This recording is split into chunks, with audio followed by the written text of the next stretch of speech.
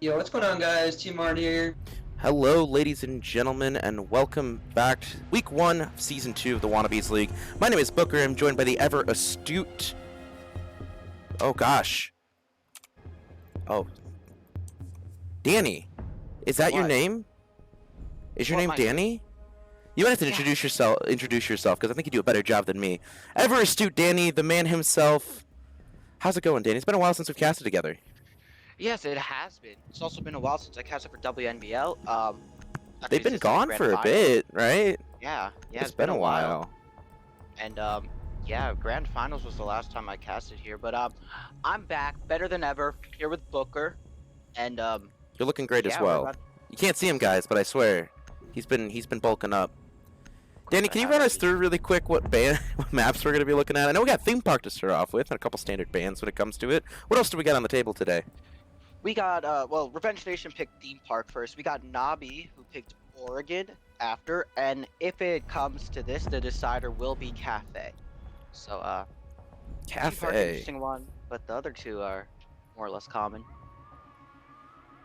Yeah, I don't So know. there's People have that. been kind of shying away from Cafe as of late, so I'm glad to see it back in the rotation. Always love to cast me. Nope. doing that. No, you don't like Cafe? No, I don't like people banning it. Oh, I see. Well, you know why they ban it, right? You get Yeah, like your but, like- frag heavy teams just don't want to deal with it. And, like, I've been there. Don't get me wrong. I get it. Mm-hmm. But what we have I here is still gonna be some pretty good gameplay. Revenge Nation versus Nabi. Revenge Nation, of course, very solid squad overall. I know we're good friends with Fatality.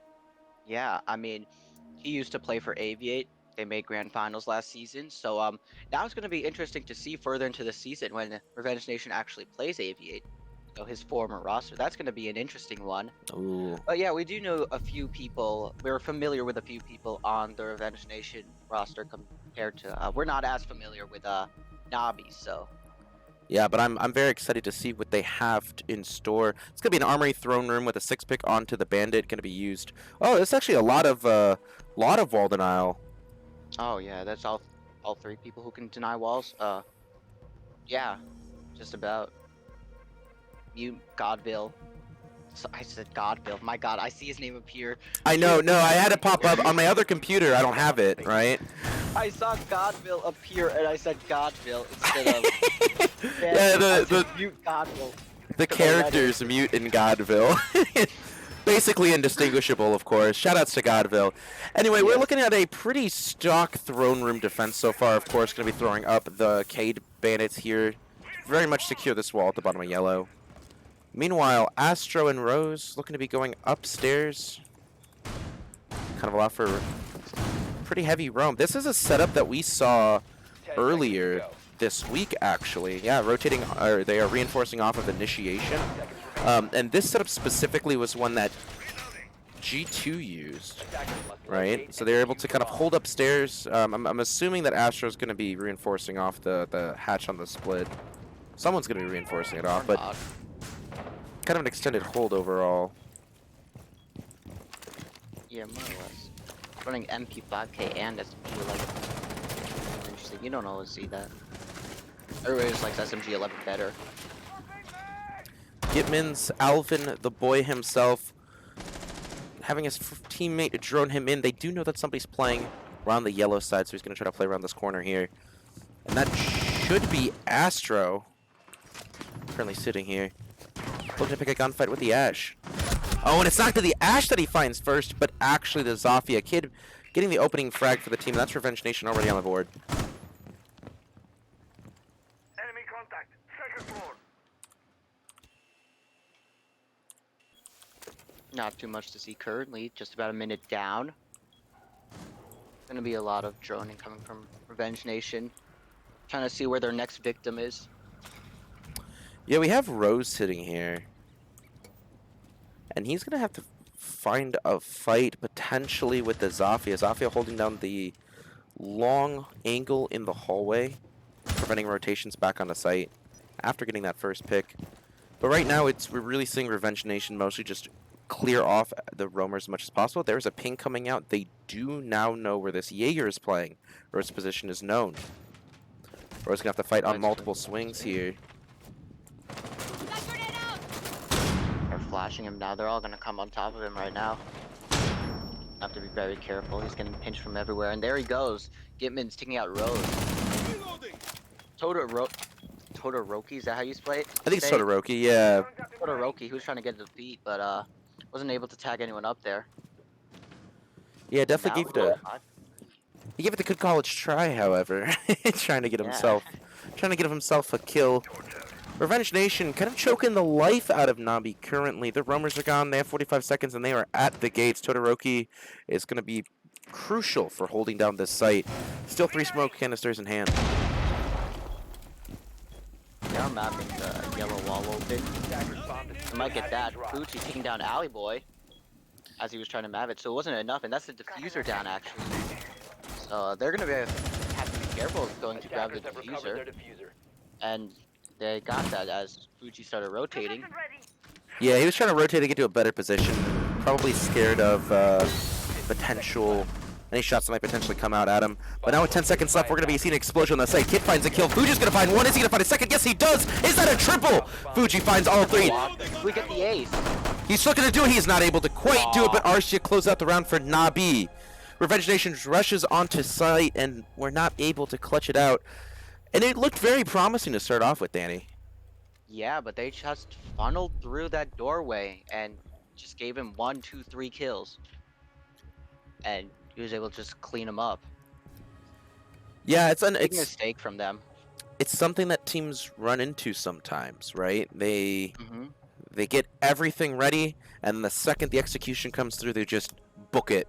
And if you're not able to find your shots, you're unfortunately going to be mowed down one after another, and that's exactly what happened there. Good shots from the players that are playing in the back. Arceus, Fugi, Todoroki really holding down that site. And we're going to be moving on to Initiation Office, however, and we're going to be seeing a different hold. Castle Goyo Smoke being brought out, as well as the Ellen. I think that's going to be a lot of shields to play around with. Yeah. Lots and lots of shields. I will yell at Fugi, though, that he needs to get an SSD. Amazon.com/SSD. It's okay, I forgot your name earlier, so don't worry. Did you really? I didn't even realize. I thought you were trying to figure out whether it was Tofu or Danny. Dude, yes, that's what it's gonna be. No, I blanked for a second. I just completely blanked. Couldn't think of your name. It happens. Yeah, nobody remembers my name, right? Yeah, right? I remember your name, Danny. Love you, Danny. This is going to be a castle hold where they are castling off logistics, which is kind of interesting, right? It's going to force the team that's going to be dropping through this hatch to hesitate a bit while they're pushing themselves in. Todoroki putting the rotation, I think it was Fugi putting the rotation on the left-hand side of the wall. This does remove the running rotate that typically goes right here in front of the doorway and allows for a large line of sight. Different setup here. I like the placement overall with the shields, and I think it's going to be kind of an interesting hold to watch. Let's see how Revenge Nation attacks it. Yes, let's see that. I mean, they had a promising start in the first round, but everything collapsed in the finish. Let's see if they can actually hold it off this time. Yeah, I think it's going to a lot of it comes down to their last second execution, right? They get the picks. Are they able to really capitalize off them in any meaningful way? I don't know. They made a few mistakes there. They extended it themselves out a little bit. We saw that with the Mav, not able to putting some damage on. He does not quite know that he did. Gitman's taking a little bit of hits. But yeah, so they took a little bit of risk there with the Mav. They played a little bit aggressively, and it kind of bit them. So hopefully they're going to be taking a little bit more reserved play, but in a way that's going to allow them to capitalize off of their information. Speaking of which, Sam does notice that the castle is in this hallway, although the Kid with the opening frag taking down Astro, the Jaeger's going to be falling. That's the second opening frag for Revenge Nation. Yes, but will the opening frag be enough, as last time they had 2, it was a 5v3, and it didn't help them at all, so we'll see if the numbers advantage helps, as it's now a 5v3 once again, as Sam takes that Rose. Not sure if he saw him or not through that hole, but Fuji's taking a lot of damage as well. It's not looking too good for Nabi this time, but I mean, last time as well, it wasn't too great either. Yeah, it wasn't looking very promising, but Arceus is able to pick up 2, although one of them was his teammate, unfortunately. puts them in a man advantage yet again. 2v4 this go around. It's going to be Arceus and Todoroki holding on the site. Revenge Nation has to position themselves into a little bit more advantageous. They're kind of fumbling slightly here. All three of them not really quite knowing where to go. Going to be positioning up one of their players to go in on scaffolding. That's going to be Kid, followed quickly by Sam. Some shots coming in here. That's going to be found. One kill. Fatality kills Arceus with one of those Goyo shields, and now it's Todoroki all by his lonesome. Now stuck in a 1v3. Bomb located by attackers. Defense going down right now from Sam. Todoroki in a tough position. He's going to try and peek and get something, but the plant is down. He's going to have to rotate around and go against 3 of them and try to get the counter defuse after. It's going to be quite difficult. Sam sees it, but doesn't get the shot. He's actually Jackal track, but Sam on the prone takes on Todoroki, and Revenge Nation takes round 2. This time they were actually able to finish off the round. Yeah, they really, it really shows the strength of Throne Room and how easy it is to defend that site when you're an anchor, right? You kind of just have put everybody on the site and kind of sit them there, and it's tough for the attackers to get in. But the coordination here from Revenge Nation really shined to win them out this day, winning on initiation so far. It's not going to be a run back though. We're going to be seeing Bunk's Daycare coming out of Nabi. Ooh. Did you say Navi or Nabi? Nabi, although it sounds like Navi.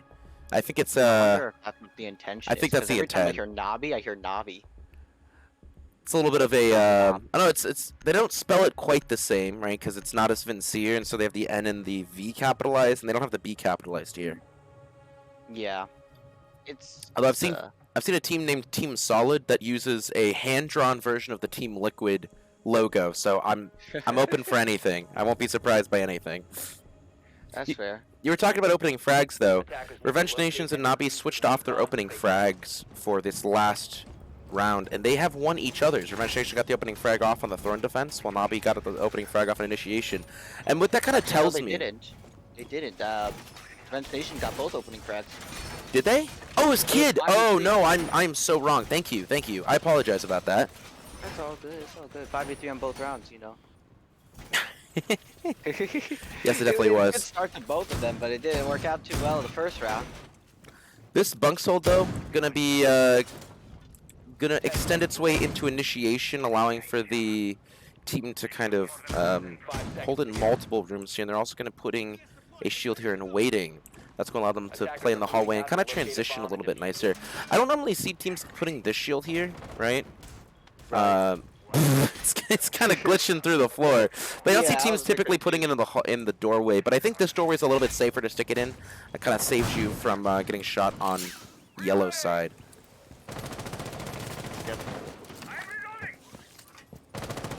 Fatality seems to Again, be they're on the same. opening duty. Yeah, they like this setup. They like this operator lineup. But I Yeah. can't blame them. It's effective. Yeah, I mean, it looks like Navi's also going more or less with the same lineup as Gipmins takes on Astro. Gitmans, that was disgusting, my dude.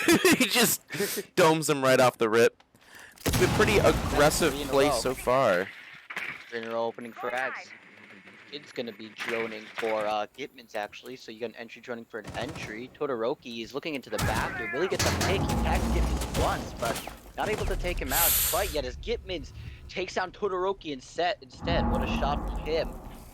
I did not think it was looking good for Gitmins here, but he proved me wrong. Well, it's just Todoroki, the way he was peeking from the same exact position, you know, it really allowed Gitmins Yeah. to get an angle onto him. And Gitmins trying to fish for his third this go round, knows Fugi's playing around this shield. I'm not sure if Fugi quite knows his position. Rose is going to be taking some damage at the bottom of Dragon Stairs, and there are multiple opponents staring down the barrel of him. He's got to be careful of his rotation. I think this flank is going to be shut down quickly, and he quickly rotates himself up yellow to support the rest of his teammates. He needs to hit a he needs to get all headshots in his fight, because if he gets hit once, he's just straight out dead. As it looks like Revenge Nation have initiation control, so Nabi's gonna have to start backing up a bit as they're gonna be pressured by him now. Kid almost loses his life, but backs up just in time to the shots of Fugi. Fugi's position is now known, however. Oh, and he's He's going gonna to be... hold it, but gets stunned. I don't think he saw him. Oh yeah, it's a little bit harder to see with the outlines. We have a little bit of leniency with it. Fugi though could be facing on the barrel of a lot of guns. They have his position. They know exactly where he's at. He's going to have to peek this and win some gunfights here. Taking a fight with Kid. He's going to be winning it. An engagement at least slightly here. Now it's kind of a reinforced wall. And hey, they have to come to him, right? That's true. That's true. Rose taking down Gitmans and taking down Fatality as well. Looks like he's hitting his shots. Now it's a 3v3. So bringing him back into it once again. They're all playing on the wall here as Rose gets a triple kill. Fuji takes down another one, but Arceus finishes off Alley Boy. They funneled in again. Funnel in again. That's the second time. I don't know. I think it comes down to their execution at the end. They say, hey, we have this one doorway that we've created. Let's go in. And they just got mowed down. That was some very good positioning by Rose there. That Jaeger coming in clutch to be able to win that round. Yeah, I mean, like I said, he's hitting all his shots. I guess they didn't drone him out well. They need to fix that. They need to fix their drone. Well, there should have been a call out, right? There was 2 players that got killed from yellow stairs while they were positioning himself up. The problem is that they funneled in almost at the same time, so he was able to just mow them both down. At that point, I mean, guess time that's was fair. running out. Yeah, they sit and they wait a little bit before they get in. They had a lot of control. They had initiation control with like a full minute left, right? And it took them up until the last, 15 seconds to really push in, and that unfortunately sealed the deal. They always have this man advantage, and they cannot just follow through with that. They can't follow through with it at this point. And if they can't do it, it's just not looking good. I mean, you gotta win those. You're in a 5v3, 5v4, whatever it is. You have the man advantage. Follow through with it, but clearly they can. So this is the way it's gonna keep going. Nabi's gonna take the first map. Oh, definitely. And this is Revenge Nation's map, like you said. Although, let's be clear here. It's theme park, right? Much like most maps, it is very defender-sided. And it's not... If Nabi did not get at least a 3-3 split, I would be surprised, frankly. Right? So, it's not too surprising. I just think Revenge Nation really needs to look critically at their executions, especially their last-second executions. However, this is I want to say here, Revenge Nation, they're, as far as I can see, they are the better team, from what I can see, fragging-wise. But if they can't follow through and just going to funnel through these doorways, they're not going to win. I don't know. Don't let Rose hear you say that. Or Fugi. Fugi's currently rocking a 5-1. I don't know. True. He had that 4K and then won that last round, I think it was. Either way, though, this is going to be a throne defense with a very similar hold upstairs. Open up the drop here in bunks, allowing for a quick getaway if they need to. Sam's going to be droning himself in with Gitmans. Ooh, and they do know where the player that is playing in this position. That should be Rose. That should be the Jaeger. Took some damage. Might just want to back off. Choosing to stay and wanting to pick another fight here. Very aggressive play from Rose. Oh, and the drone just saw them. And they're going to swing, and he was too worried about the drone. Gitman's going to grab another opening frag. That's 4 in a row. Gitmans, he's just popping off right now. Opening frags constantly. Todoroki is just chilling, even though he's getting tracked. But something I have noticed a lot from Nabi is that they're always going to extend their hold somewhere. Like, they'll either have a lot of vertical play or like initiation. When they're playing bunk daycares, they expand to initiation, or the other way around as well. They're always going to hold more than just their sight. Astro is upstairs still. They just missed him, and that's going to cost them one of their teammates. Astro currently sitting in cash, trying to get his way out, and he does have a way accessible to him, but he's going to have to expend his C4 to do it. He's going to turn and try to pick up another frag. This time onto the Maverick, not able to quite hit his shots. Put some damage on the Sam. He's going to find yet another one. That's going to be Kid. Not 100% taken out. Astro's still stuck in bathroom, but that's so much time wasted. He's going to be swung on by the Maverick, however, just outpositioned by Alley Boy. Now down to a 4v3. Revenge Nation has the advantage yet again. But this was a similar situation that we saw last time. Yeah. 5v3 last time. They dropped down the hatch, funneled through, and died to Ruby, who's still actually alive. So, will we see deja vu? Who knows? I think he's looking for a repeat, honestly. But either way, it's going to be the team. They have 30 seconds left on the clock. They should be opening up as many possible entryways as accessible here. That's going to be the smoke canister. A cop from Todoroki. He still has 2 left in his pocket. Make that 1 left and 20 seconds left. There's a lot of spots that he needs to make sure smoke is put in. But I like this. I like this way better from Revenge Nation. They're going to be coming in from multiple angles here. That's going to be C4 coming through from Fugi. Not quite finding it smart. Todoroki's going to be able to find a kill onto Kid. Now down to a 3v3. Smoke's coming down. And it's going to be on to Sam to find yet another frag. And Todoroki's by himself. 1v3. Diffuser's going down, and he is aware of it. Has to make a move, however. That's going to be finding one of them. Is he going to find the second one? That comes down to a triple. He gets to the quad, or the quad. Maybe it's a triple. I can't remember. I think it was the quad. Sam shuts him down, though. He got 2, couldn't get 3. Well, he had 1 earlier, as well. So that was a triple then. Yeah, I see. He tried to find the Maverick. Maverick was. He did successfully find the Maverick. But the Hibana was there at the same time, so he didn't have enough time to get 2. You know, you got 1, but the other one was right there as well. You're gonna have 2 people shooting at you. The odds of you taking down both of them is low, very low. I don't know the exact math, but it's low. You want to run the numbers for us? No, I'm bad at math. Booker, It's approximately a 3.14% chance to win that gunfight here, Danny. You're the numbers guy. Come on. Let me lick my finger. Let me test the air really quick. I think from the currents of the northwest, right, kind of tell us that. The currents. Yeah, the currents, right? They tell us that what, the water currents. No, it's the air currents. There's currents in the air. Yeah, they're like those like. Pretty sure. I mean, I'm not a meteorologist here. I don't know if you can feel them. Are you telling me if you can't lick your hand and put it up to the sky, you won't feel some wind sometimes? Is wind air current? Yeah. I don't know. I could be wrong. If there's a meteorologist in chat, we need some information on this because we're at a loss. Yeah, we're not meteorologists. But we're back to Throne once again. Third time that we're going to be seeing here. Nabi's currently 1-1 on it, and they've made an adjustment to their roster. This time putting Todoroki not on the smoke, going to be kind of preventing that sort of plant denial and sort of entry denial, and instead going to be on the Mozzie, allowing for some information denial instead, along with the mute, and looking for 3 people to play upstairs. 3 people. Like I said, either vertical play or expanding. It's one or the other, but they're gonna have a lot of it. You know, that's just what keeps happening every time.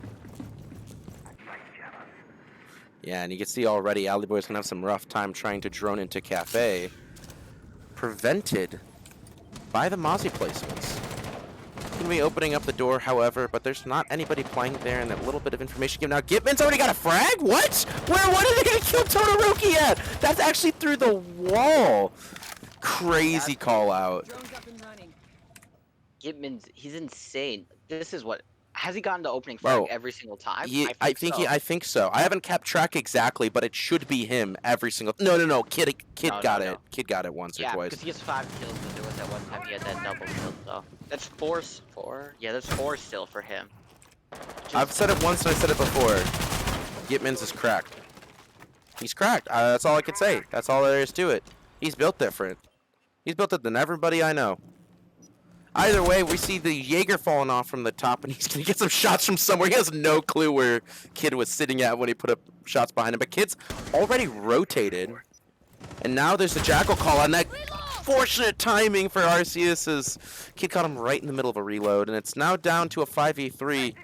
Once again. Well, it was a 5v4 previously, so at least a little bit better. Yeah, 5v4, 5v3. They lost at the 5v3. That's the thing. They you won see the this 5v4, lost the 5v3. You see the soft wall right there above it, right? Where you typically put like C4 holes. I'm interested. They've had the Cade play here this entire time, and they have not been able to put those in. Although Astro, though, wanting all the show for himself, he picked up a double kill. Kid and Gitman's both going down. Wow, and he's evening up the kill count all by his lonesome. Indeed he is. It's a 3v3 now. This actually would have a last time, but C4 not going to be enough. It's very close, but he sees Sam swinging, and that's a triple kill now for Astro. Will he continue? There's another one there, but he gets quickly taken out by, I believe it's Alley Boy, yeah. It's 2v2 now. Alley Boy and Fatality versus Fuji and Rose. About 50 seconds left, so more than enough time to get something going. This is the situation, though, that I'm talking about. You can open up holes there and be able to throw a C4 if you're gonna have the Cade play in that position anyway. and you know that they're going to be mapping it. And instead he's going to be playing these feet holes. And don't get me wrong, I think that you can find some effectiveness by shooting him in the feet. Obviously, he's right there. Do you see him? Oh, yeah, he does. Oh, yeah, he does. Oh my god, what was he doing? He messed up the map tricking. He did. That was an unfortunate time. But just going for it, like continuing it, like you know somebody's gonna be watching it. 13 seconds left. They're on 2 different sites. It's all on fatality. He's gonna have to make it work. And Rose is just there to take him out. 5v3. Gone like that once again. It's the same thing every time. They have the man advantage and they just lose it. You know what happens though? Previously, you know, this is twice. This happened in Bunks and this happened now. They just forgot to drone someone out. They didn't have a drone on flank watch, right? And they're not checking it, and suddenly they get flanked from somebody from a position that they should have droned out previously. No one should be flanking them from that spot, and it just kind of nips them in the butt. They got to be really careful about it going forward, since it's 3-2, and this is looking close to a potential 4-2 split. And that's not what you want to be seeing if you're Revenge Nation. Right. They have been like dominant to start the rounds off, but it just alters into, I don't know what you'd call it, but they just can't finish. Yeah, it's the follow through, right? Yeah, like it's so hard to see people losing 3 rounds after having the man advantage so many times. 5v3 twice, what was it? I don't remember what the other It was round that they 4v3 lost. twice and then 5v3 again. It's just unfortunate, you know. It's very unfortunate. You know, if you're gonna go to theme park as well, you would think that you think they'd have a little bit more, I would say, confidence in your attack, because I just think that that's the problem. They just have these holes, these slight holes that are just kind of biting them in the end. However, we're on a new site now. We're gonna be going back to Bunks. Previously, oh yeah, go ahead. I forgot what I was gonna say. Give me a second. Oh, okay, well, I remember now. Oh. The Maverick. Both times on Throne, the Maverick messes up and he goes back for it instead of backing off. You have the holes in the floor. There's obviously going to be someone watching it. It's a huge mistake going back for it each time, but that's what happened, and that's a big part of why they kept losing those. Yeah, and that's unfortunate. They have been getting bottlenecked by the inability of the Maverick to, I guess, Maverick trick in a timely manner, right? And I think that's really the biggest issue here. Ooh, there is a ping going out. Gitman's trying to get another opening frag here. Either way, we're on Bunks. Nabi won this previously after another opening frag coming out from, I think it was Gitman's this go around. Nabi. What did you say? Said usually has been. It usually has been. Oh, it definitely has. It definitely has. He's been very effective, and that has a lot to do with his team. He's been getting droned in a lot, and his team's been able to give him the information, supply him with it. He's been able to execute. So, good synergy overall there. Their drone game to start off has been very effective, but it just sucks afterwards. Kid with the opening kill. Oh my now. gosh! Again, it's just Gitman's and Kid. Nabi has not gotten so far in 6 rounds a single opening kill. But as I was saying, their drone work to start off the rounds has been almost perfect, as you can see by all those kills they're getting. But once they start finishing it off, it just goes to nothing. I felt that shot in my soul, by the way. Rose is going to be winning a fight on yellow. He's going to be picking a second one, but there's going to be somebody swinging from Cafe as well, and he's going to be careful here. There's another kill. Fuki finds one, and it's now going to be Rose versus Sam. Sam is currently sitting in Cafe. Alley Boy holding the angle on the other side. And we're down to a 3v4. Sorry, 3v4. I could say numbers. But this is one of a few times that Nabi has had a man advantage this round. And that's going to be founded by the Echo. Echo and Alley Boy finding themselves another kill. That's now 3-3. Or I guess the Echo didn't quite hit him. The Echo was hitting someone from below, but it looked like it hit him. Gitman's going to have to remove the shield, even push up top yellow. Going to opt for a quick rotation. Those 3 speeds coming into effect pretty effectively. I'm not sure if they have the mute jammers off. Oh, he's now finding out there are, in fact, mute jammers there. And there's not much he can do, unfortunately, without removing them off of the wall. He's not going to prevent some lines of sight. Todoroki finding a kill there. Mute jammer is going to be shot off, and Sam's not able to quite get in a way in. He's going to be picking a fight, and he loses it to Todoroki. Grabs up a double kill for the run. He's got Diffuser outside, and it's all down to Gitman's. Never doubt Gitman's, though. I mean, with all those opening frags he's been getting, I think he's much, but they all know where it is now.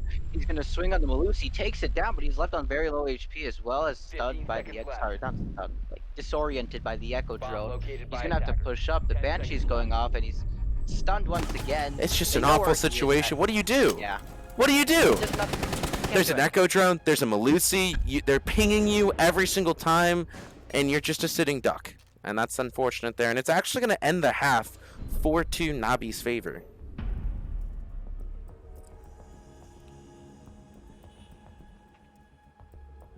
And I think this is really where Revenge Nation is going to be.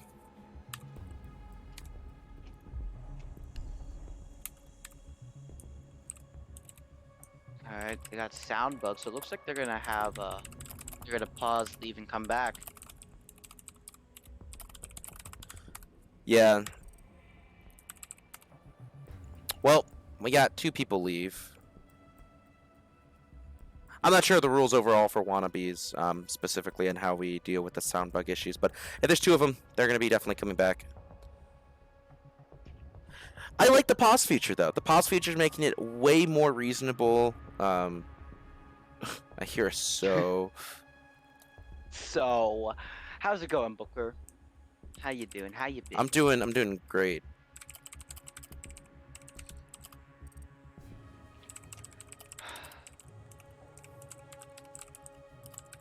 Lots of issues happening. Yeah, it's. Do you like fruit salad?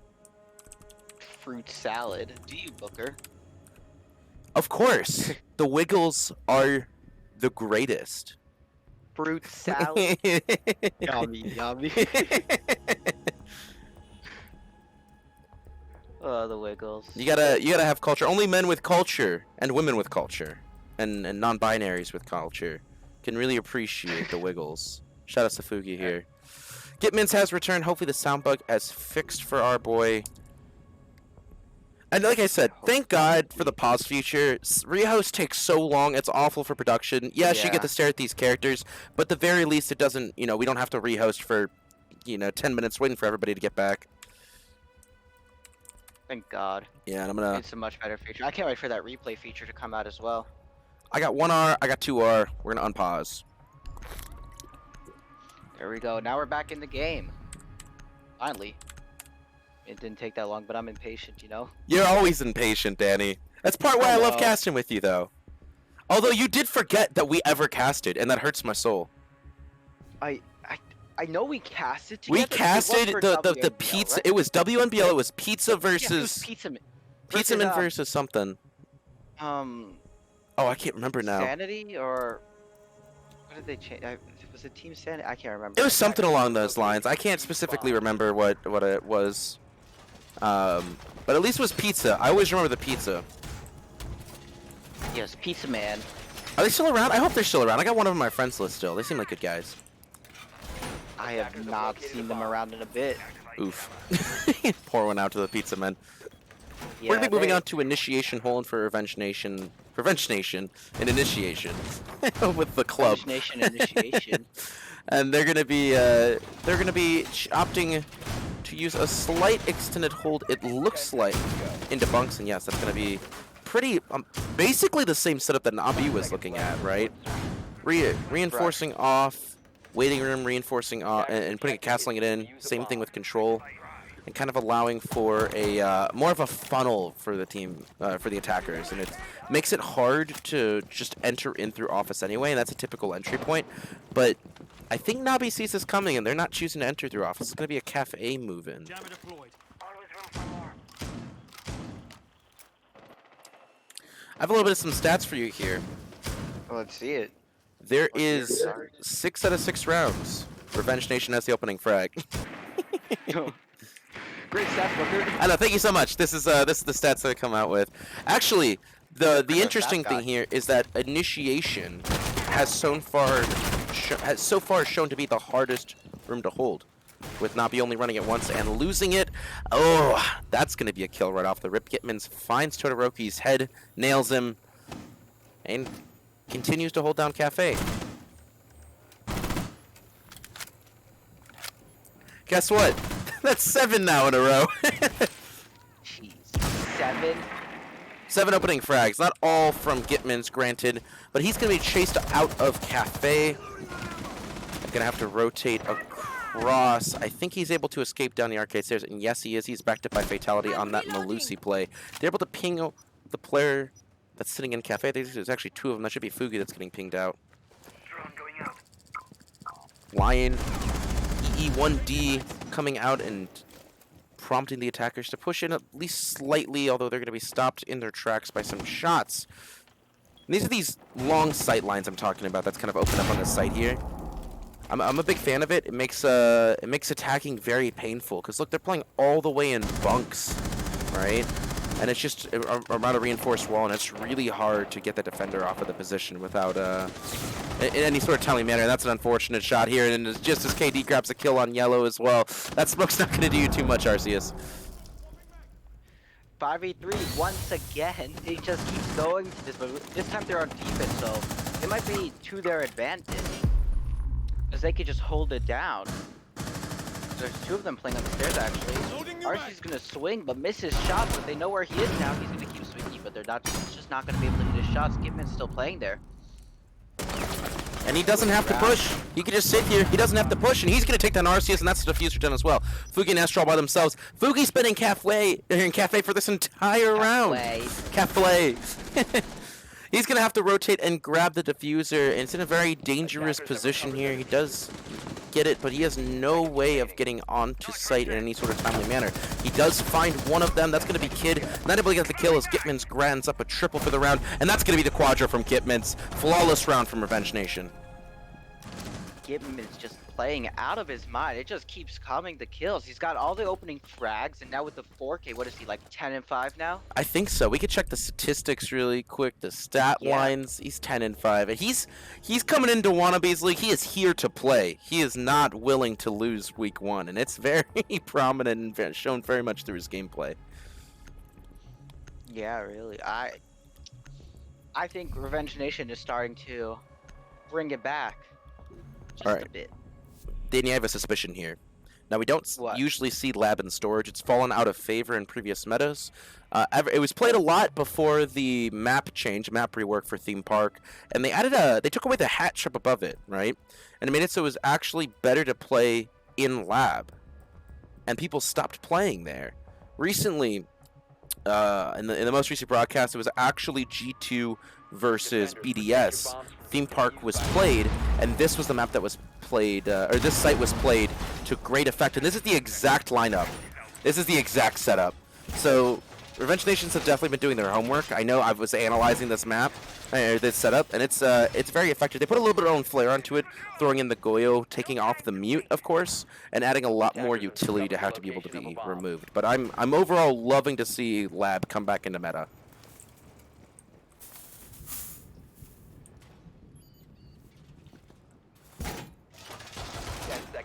All right, 4-3 right now. It's going to rely on Nabi to kind of bring this back. Now, it doesn't look like, and if you're looking at score lines, it really does look like that Nabi is in control of this set. However, attacking Theme Park's no easy task, as you kind of saw from Revenge Nation. Nabi does only have to win 2 or 3 rounds to really secure their win. However, it's going to be a big question if they can actually pull it off.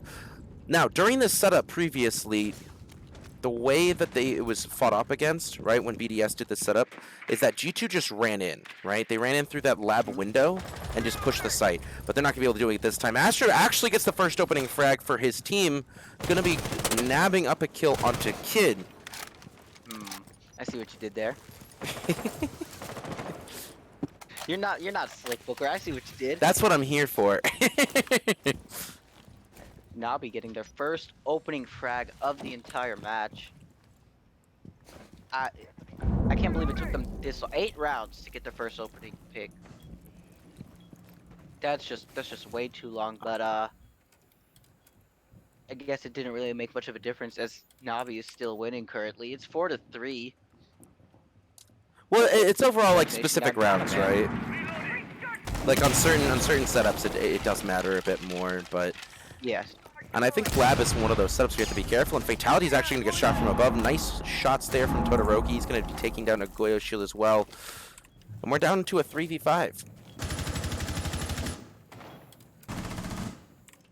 Sam, Alley Boy, and Gitman's all playing site currently. And with 1:20 left, it's not looking too good for the defenders here, Revenge Nation.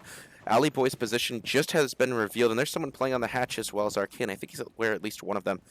Probably going to be a swing from Fugi, throwing a grenade and not able to find his mark. Alley Boy's going to pick the fight. He's going to be taken down by Fugi, and now it's down to Sam. Sam and Gitman's all by their lonesomes. Some shots coming from barrels. Gitman's going to have to win this fight. He's shot from multiple different angles, now stuck to a 1v5. Sam on the Legion. It's all on him to secure the round here in Lab, and I'm not sure if he could do it. He's trying to run from this hail of bullets and position himself at the bottom of yellow. But now there's some sight lines that can be played from above as Diffuser is looking to be planted by Arceus. Arceus not quite on site, though, so we'll see. Astra just nabs it up. And that's going to be Nabi grabbing their first run and attacking a flawless sweep on Lab. Nabi coming in strong. It's 5-3. I didn't know much about this team, but clearly Revenge Nation didn't know much either, as it looks like they were taken by surprise. You know, this is what I'll say about that setup. They have not practiced it a whole lot, right? I think that's the main concern. As soon as there was a couple picks, they decided to retreat everybody back to site rather than kind of lair them. And that allowed for one of their players, it was Alley Boy, to get stuck in barrels because there was no rotation out of barrels for him, right? Kind of got stuck there because typically there's a rotation initiation, and he wasn't able to utilize it. I'm not sure if there was actually one there with the setup. I didn't quite see one, but that's I think he was just kind of pinned down as they weren't able to kind of layer their defense a bit back. So it just tells me that they haven't really practiced that Lab defense, and it's fine. That one's a hard one, but I am confident that Revenge Nation is going to be, utilizing a bit more of their standard, I said their standard holds here to at least secure this bunk round.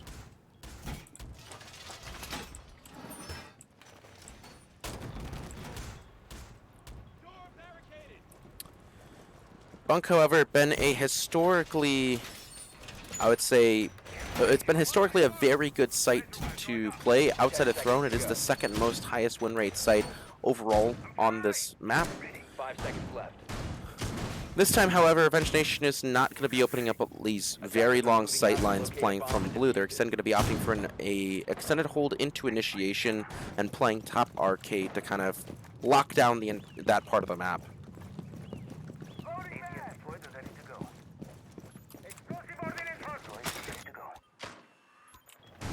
I'm liking the castle being brought, however.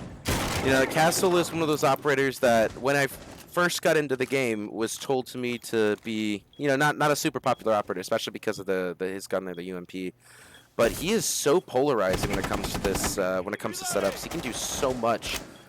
We have Sam here picking a fight with Fugi. Fugi's not willing to deal with the smoke, or I guess Sam more likely is not willing to deal with the smoke. Gitman's going to be taking some damage, and that's going to be the top of arcade.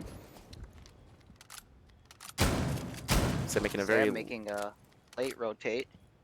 There's someone on the window there waiting for him, but I do not think he's going to swing it. Or no, he's aware of him. They were just picking a gunfight. Yeah, okay. Yeah. This kind of why he's pushing himself here. He doesn't know exactly where he's at. Oh, but Todoroki was killed by Fatality. It was a bait this entire time, and no one was the riser. Fatality's going to be taking his kill and running his happy little butt all the way back upstairs. With an opening frag again for Revenge Nation, we are in a 5v4 their favor.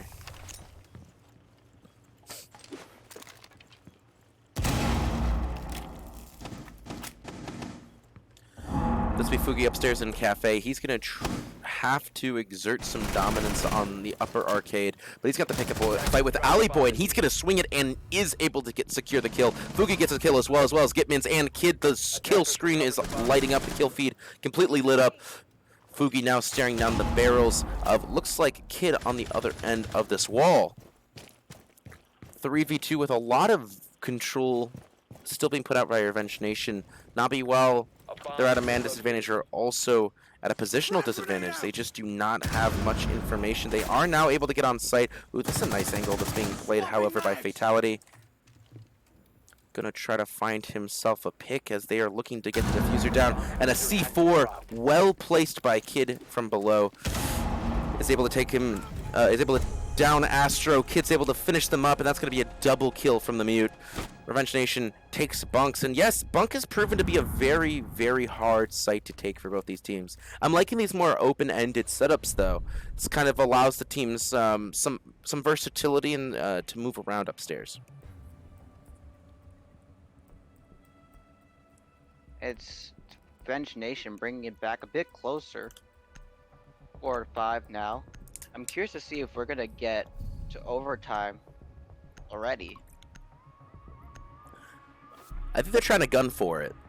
You know, they're kind of been put into a situation where it's really the not quite the only alternative, but with them going back to initiation, it does seem their goal. Initiation previously was a site that Revenge Nation won on when it came to defense, and I think they're very comfortable being here. Attackers need to locate and defuse as many bombs as they can. And it's funny, right? So when they plan initiation, they totally open up the left-hand side of the map. You know, they open up the bunks, they open up the daycare, allow for some sight lines. When they're playing on the left-hand side of the map, they choose right? They open up these sight lines that come from vaults. They open up these walls here and bunks that allow for this covering of the doorway here. It's overall I don't know, it's very enlightening to kind of see the holds that they're choosing to do. And it seems to be putting Nabi on their toes. At least keeping them on their toes. Sure. Left before insertion. I like the way Revenge Nation's playing. It's interesting. You don't see you don't see an alibi coming out much ever. Not too often these days. No, really not. I mean, I haven't seen much Malusi either, but I know she's very effective still. Yeah, I definitely haven't seen much team. I definitely haven't seen the strategy they're using with the operators they've been running. I don't know about you. Yeah, it's interesting. I say it gives them a bit of flair, right, to these setups. Nabi bringing, you know, I would say a pretty relatively standard setup, but I've not seen Maverick brought as much on Theme Park as these teams have been bringing him now. We're getting a drop into control. Their position's going to be made aware. Todoroki trying to see if he has any sort of beat on the players that are playing in initiation. Doesn't quite get anything, but Boy does have some information provided to him by these alibis.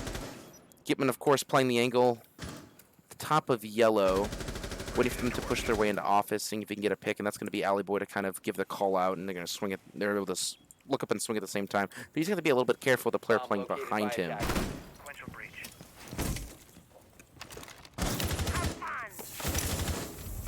Fugi and Arceus working in conjunction to open up this doorway. And Fugi has to be a little bit careful. He's going to be getting rid of the Malusi that's sitting there on the desk.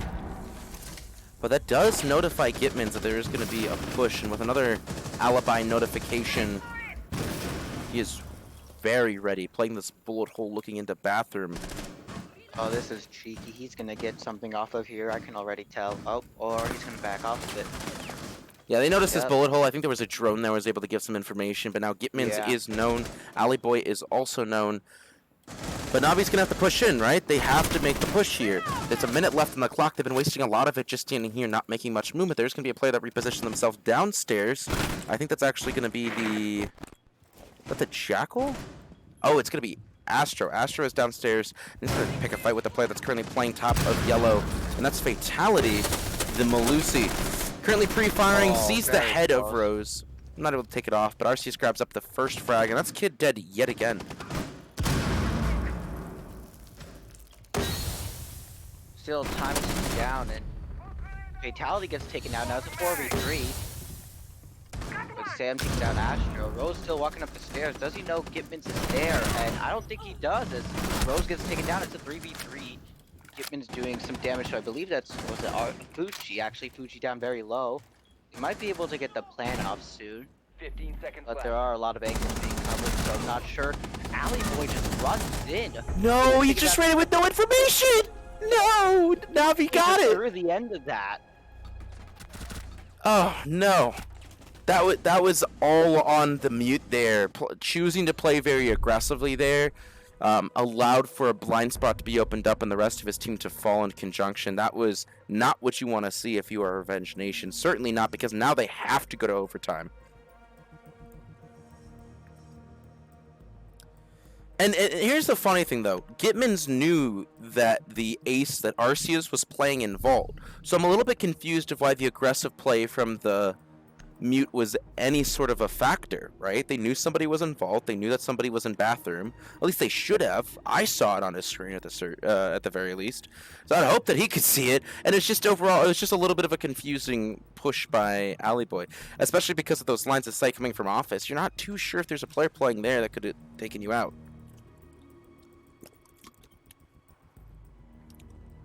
Attackers need to locate. However, enough about that. We are on a new round. This is match point for Nabi, looking to take the win on Revenge Nation's map. They seem pretty confident so far. I'm liking this team. Yeah, it's very close still. Because Revenge Nation have been, I don't know what the word I'm looking for here is. Booker, help me out. Well, what are you thinking? Confident? Holding it strong. Yes. So strong.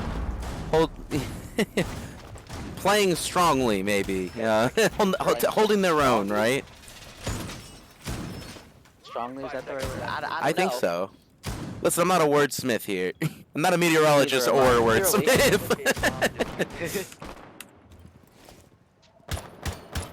Gonna be a very similar lineup brought from Nabi, similar to Revenge Nations previously when they took a whirl on the attack side. They kind of stuck to the same lineup time and time again, and they're very confident in these characters and their abilities to be able to secure the win here. And the score line suggests that I shouldn't be doubting them.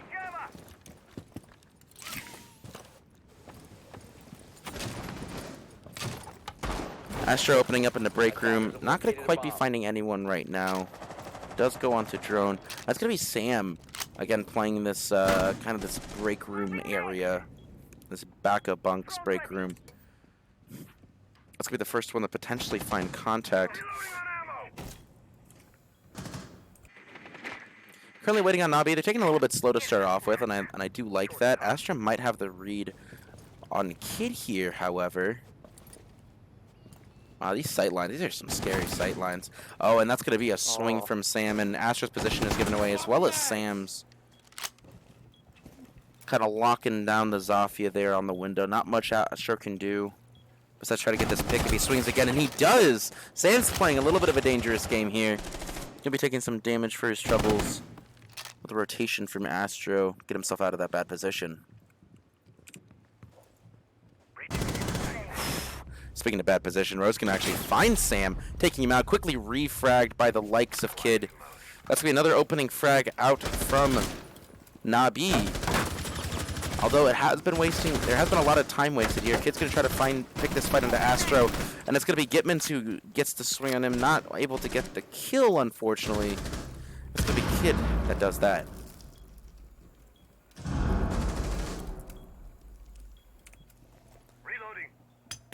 Oh no.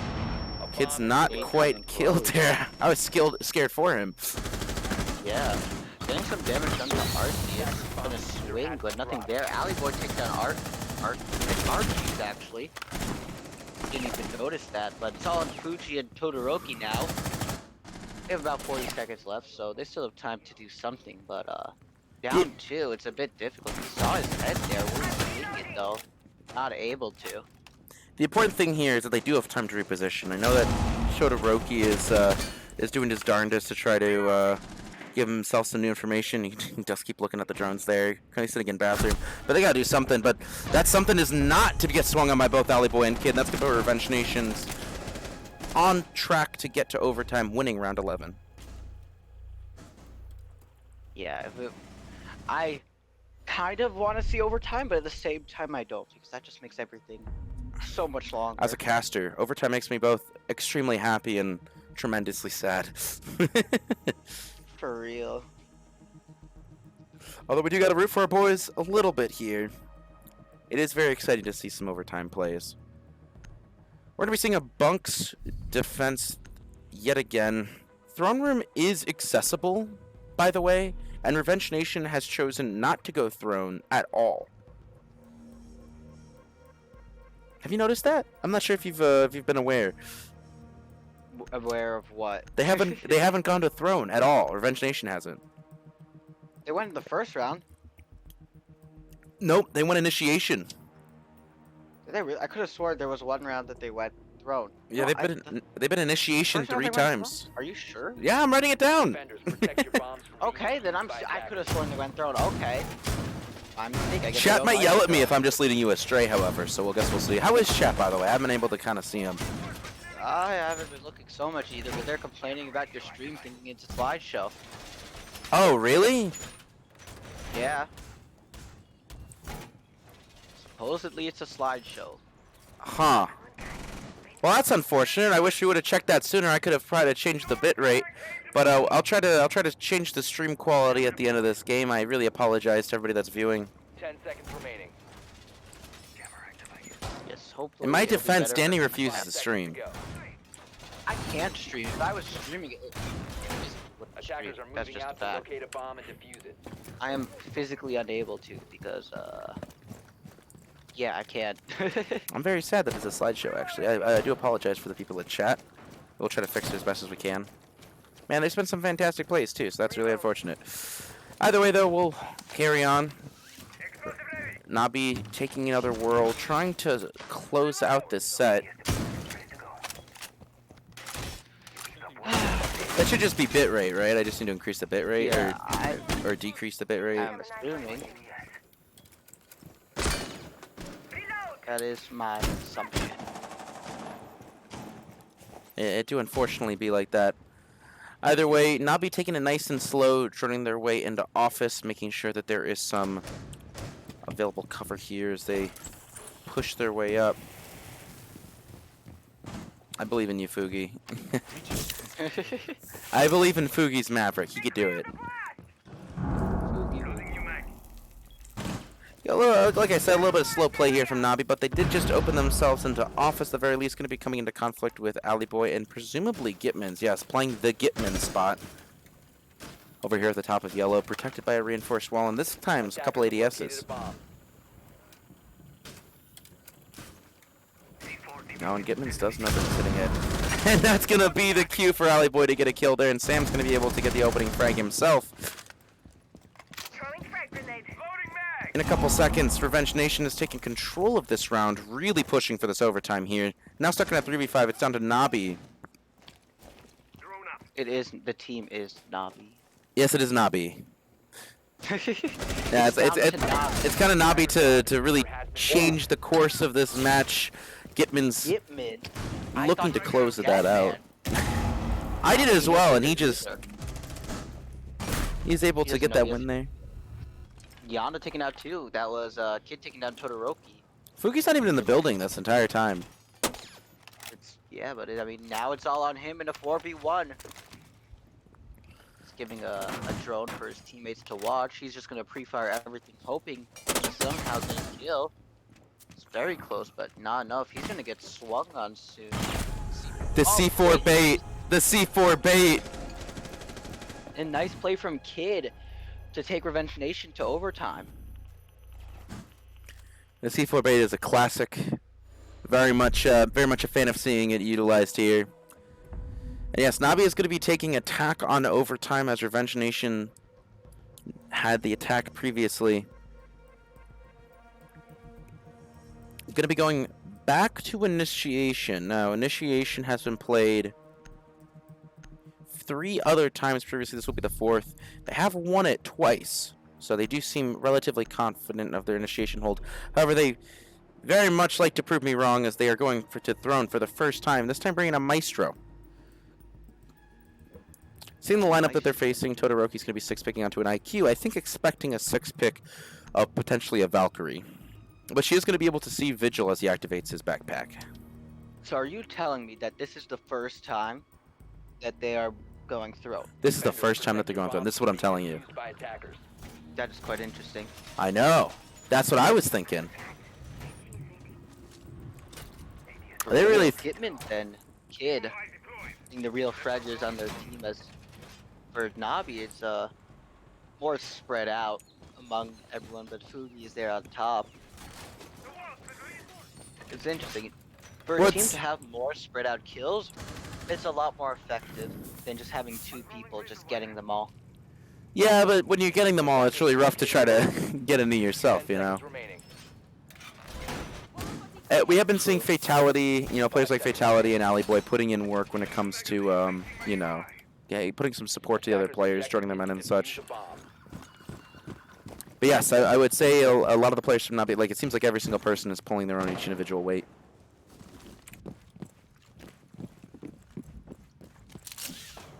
Changing mags. Archie's pushing Cafe up. His drone bounced back a bit. It's a classic, you know. Yeah, throwing it somewhere where it doesn't go. Hollywood only setting up his maestro camps now. That's a bit interesting. Drone active. There's 4 of them outside Cafe actually. Drone deployed. One of them on the hatch. Gitman's being pressured a bit. He's just gonna rotate back to side at this point. Sam and Kid roaming together. It looks like. Well, Yeah. in the same areas. They're just going to be playing upstairs. They do, I think they understand that the majority of the attack is going to be coming from Cafe side, so they're looking to steer clear from it for the most part right now, as Gitmans did rotate off of this positioning. And everybody's looking at cameras. Oop, there's going to be a sighting here, Arceus top of Arcade. But he's not going to really be able to find anyone, as Kid has already rotated down, as well as Sam. A bomb has been located. Still not on site yet, but they're just running around. Yeah, they're kind of, they're being able to waste time by providing those vigil marks, as well with Kid. Todoroki upstairs this go around, hoping to turn out bathroom and clear out any players that are potentially playing in that area. Although, there is none to find, as all of them are moved downstairs. The cam was taken out and he was looking at for a few seconds. Just cam there. Found that quite entertaining. That's where communication comes in. Yeah, it's still a 5v5 with just about a minute remaining, so I think the ending of this is going to come out to be very close. It's going to be a full funnel. For this site, going in through split or the other door, it's just going to be funneling through. They gotta be careful though, they're not watching their flank. As Kid is going to advance up very quickly. He's able to find 1 kill here. This could be called that he's in the bathroom. Not quite rotating fast enough. That's gonna be a double there for Kid. He was third. He was so close to getting the third, but RC is able to grab a double for himself. Doesn't know where the He's on last such player low is. health, though. Yeah, he just has to play it a little bit carefully. But Kid was so close. But now it's down to a 3v3. Revenge Nation, though, in a much better position as Fatality takes out Bomb Rose. diffuser. And, 15 seconds to go. who was that on the Malusi? He advanced up with the diffuser. He's got a push now. Astra has no time to plant. He's just going to have to pick this fight. Is he able to find 1? He's not quite, and Gitmans is just going to run back, not looking to pick this fight here. He's able to get Fatality, and Gitmans is off site with no planter. That's going to be Revenge Nation winning the first round of overtime. I don't know what Fatality was thinking. They're just sticking to prone shooting at him, but, you know, didn't make much of a difference. Yeah, it seemed like he didn't think that he could see him through the hole, but he can definitely see you there.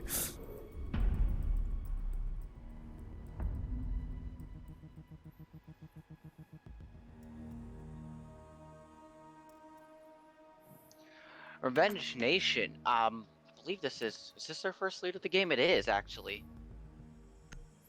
Took them long enough to get here, but they are now up 7-6. They have been really pushing strong for this one. Yes, they just certainly have. They've come alive in the second half on the defensive side. And they are not They made looking a to very lose their own close site comeback. or their own It map. was, what was it, 4-6, 3-6? Yeah, no, it definitely was. I think it was like 3-5, right? 3-5, something along the lines of that. I can go back and look. Locate and defuse bomb. It's 5-4. Looks like. If my calculations are correct. Calculation. Yeah, my calculations. I know what I'm talking about, don't worry. Calcumalification. Place device. Jammer initiated. Talcum. I can't even talk. You doing all right over there? Not really. 10 seconds to go. Like I said, I do apologize for the stream quality that's currently being shown. I understand if it's unwatchable. Hopefully our dulcet tones keep you at least a little bit entertained. Attackers are moving out to locate a bomb and defuse it. Hopefully. I think we're very entertaining, Booker. Hey, you too, man. I said we. But yeah, anyway. Hey, you too, man. You'll be seeing an attack from Revenge Nation similar to their previous moves. This time going to go through Cash, getting some control in the office on the top of Dragon Stairs, while Sam pushes away in maintenance. Very aggressive plays from Habana here. Already inside the building, all by her lonesome. Going to have to drone herself in. Astro's currently sitting in lab with the rest of his teammates, mostly on site. I think, yeah, Rose is currently playing behind Throne. Not too much movement from the defenders, at the very least.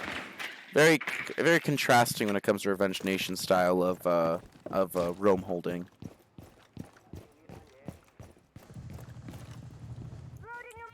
That floor is looking to be cleared out. Fatality doing his job as a jackal. Throwing frag grenade.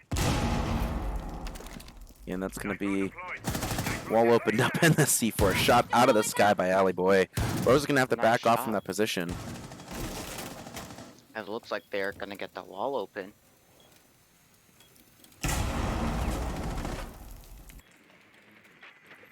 There's not too much Rose can do there in that position.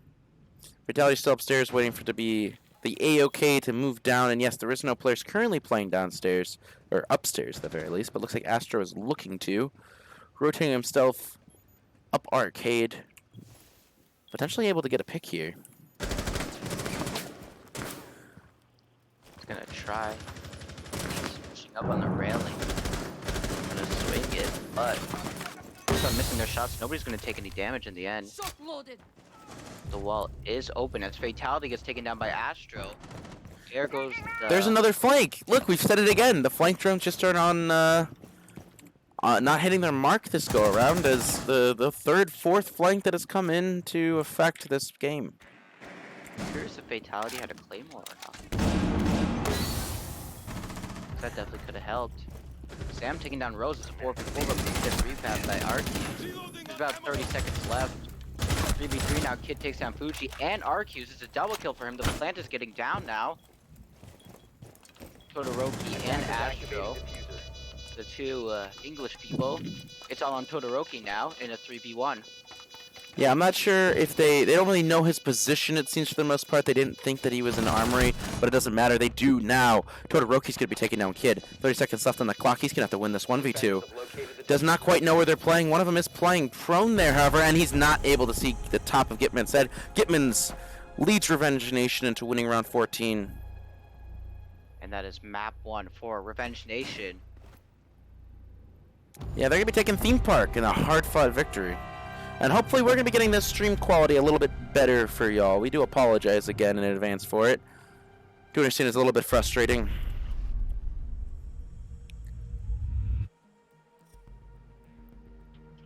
But we will be going to a short break to give the players some time in between. And we'll get back with you shortly with map number 2.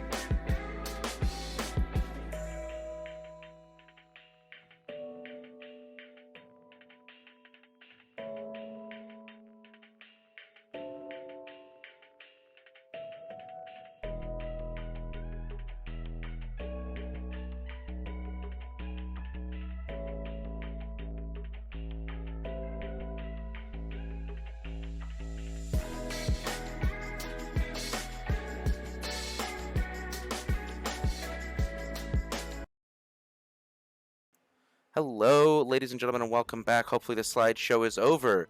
I have been gifted with my usual commentator. Wes, how are you, my dude? It's been ages. I'm pretty good.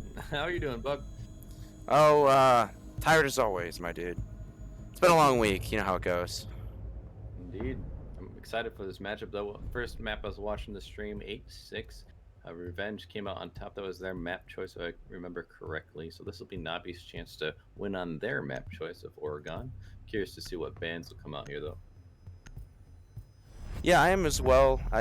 Thatcher, though, is one of those normal bans, right? We've seen that almost 100% of the matches at this point that I've casted. He's universally disliked on defense and universally beloved on attack. Not too surprising he's going to be receiving the ban hammer from Nabi. Yeah, I was curious that Nabi's starting on defense, actually, since it's their map pick, but that would have been Revenge Nation's decision. So that's interesting. They would choose to start an attack, if I'm, seeing this correctly. Yeah, Revenge Nation is actually attacking in all 3 maps. The 3rd map being Cafe, by the way. That's very interesting. I wonder why they would choose to start an attack on Oregon. Most people would agree it's defender-sided, so...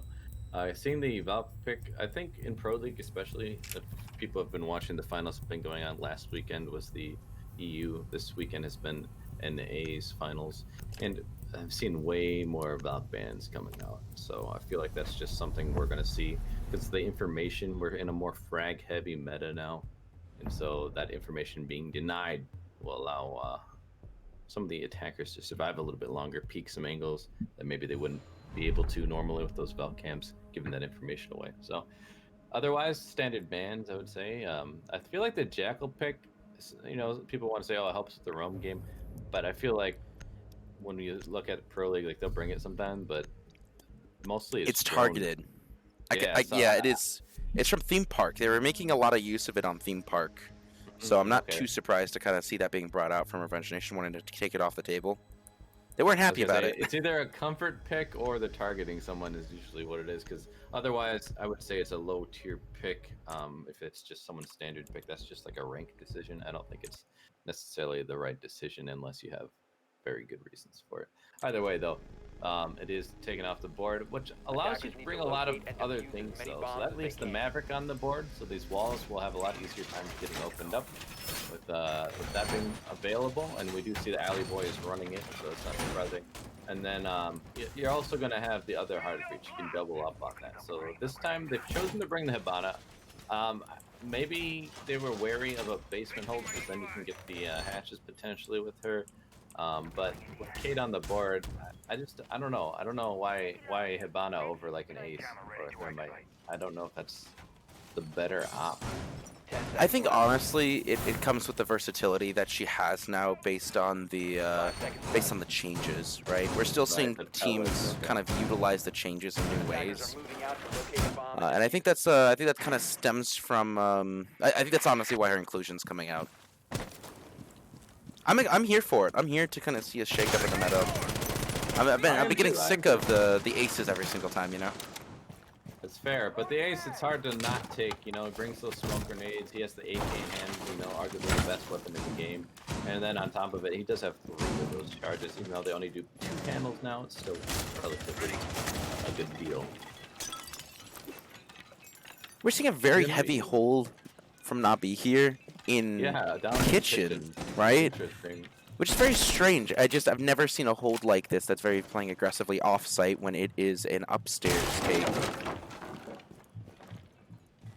But I'm here for it. I'm here for seeing this kind of change of approach. Fatality still outside, looking to make his way in for the first time as Alley Boy's getting some positioning here. Kid's gonna find a fight through the hatch up top in attic, and gonna realize that meeting room's not the exact position to go in through, and kitchen's not gonna be much better as up top he's gonna be shot, not quite taken out by the mute playing above, and that's gonna be a revived Zofia on the table still. It's interesting to see that he didn't notice they had opened up the floor above. I think that's becoming more and more common. Now I can't always blame it. It's like, who looks up? You don't look up very often, but in this case, you got to be wary. You notice that people are coming in there. you think they're gonna play by themselves? Maybe you're not thinking they'll have an upstairs presence, just looking down. I mean, just because they might have a buddy in there with them. But I don't know. It's just something you got to watch out for more and more. And while they almost got taken off the board, they have to revive themselves. I feel like they could have risked having someone go pick them up. But in any case, that's gonna be the first kill on the Rose. I'm not sure who's credited with that. I didn't catch the name. I think that was Sam. Sam actually got the kill there. That was the Habana that got the opening frag. Okay, so that was on the other side then, down bottom white maybe. Yeah, it must have been because Rose was happened. playing in kitchen last scene. Well, in any case, that's the Melusi off the board. That's a possible C4 in hand. I'm not sure if that's what she had on the impact, but either way, utility no longer in the hand. And a gun off the board, and now that they're up a man advantage, it is 30 seconds left, and they're gonna have to start doing something. They swing right in the nick of time. They look the wrong way, so good for the attackers, bad for the defenders. Kills, well, that's fatality taken out, and a second one. That's Todoroki. Work with the Elda. Now the 3. They are in position to get a plant, but no, he stopped it. That's the. Attackers recovered the diffuser. I don't know who got that kill. I'm not too sure, but they're gonna try to get the plant again. This time it's Sam who's going to be doing it, but he's going to get shot by the evil eye of Todoroki. Looking to grab the 4th kill for this set. That's going to be someone coming up white. That's Astro, and he's able to get a double kill for himself. 3v1 right now. Sam against the world. He does have the diffuser on his side. So you only have to worry about this positioning of Fugi. Fugi's going to come up behind him, and I think there is a drone that was able to give him information because he's now waiting for the swing. But they comes from the left-hand side. That's a triple kill for Astro. That's going to be Nabi grabbing the first round on defense, and this unconventional style seemed to work out for him. That did. Astro and Todoroki are the only ones that get kills, but that's the only thing they needed. Everyone else was just buying time, getting information for them, and they're able to do the work. Jaeger, having that carbine in hand, is able to utilize it very well. You don't always see the Jaeger pop off like that. Honestly, lately, I feel like it's been taking a backseat to other ops getting kills. He's just not exciting anymore, you know? Yeah. You see, like Melusi and other people who are better Legion? at roaming, honestly. Legion, Yeah. Vigil? right? People who have more utility to help them. Jaeger, all you got is the gun. You put some barbed wire down, maybe to help yourself up, but most of the time, if you're roaming with them, it's just the gun in hand. So I feel like there's other ops that are starting to be chosen by fraggers a little more often. I feel like the flex people are now being put on that Jaeger Defenders role. protect your bombs. I have to ask you really quick if the stream quality's improved. I know you've been watching it at least a little bit. I'm watching it on the side here. It's a little laggy at times, but overall, it's Okay, we fixed it a little bit. I do apologize. New setup and everything. Trying to trying to at least stream the match for the most part. So we'll be working with us on this one. Going to be moving to a downstairs hold by Nabi after winning upstairs. Pretty, I would say commandingly. You know, 3v1 at the last second there. While they did get the plant down, I think the setup that they were going for is a post-plant retake, right? They say, okay, we're going to play off-site. We're going to deny as much time as possible from the attackers, and we're going to retake the site after they gain some ground. And I don't know. I don't know how I feel about that sort of approach towards making defensive strats in general, but it's telling that it's effective. Yeah, it's been effective so far. It's hard to say if that'll work really on downstairs though. It's a very different bomb site. I'd say post-plant is not as easy to retake, especially if, we'll see the situation, but if they're in a man advantage, only a 3-2, there's a lot more angles I think that can be helpful depending on what they open up as well. I see Rose is going to be the one on the roam on the Jaeger above. I mentioned before, there's nothing really to help him. Gave him some mines up here to help him out. He just has the gun in hand. Nothing to really give away the location of those attackers. He's going to see someone at the bottom white. They're quick peeking, and He just didn't react. He just stared at them, and that's how do you say that name? Is it Gitmans? Oh yeah, that's Gitmans. That's Alvin, the one and only man.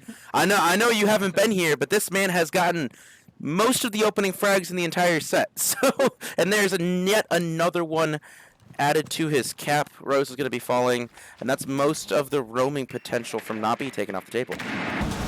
Located a bomb. Gipman or Jipman, you know, sometimes that G makes it J. So I don't know. Names get confusing. Do you say GIF instead of GIF? Is that what you're telling me? No, I say gift.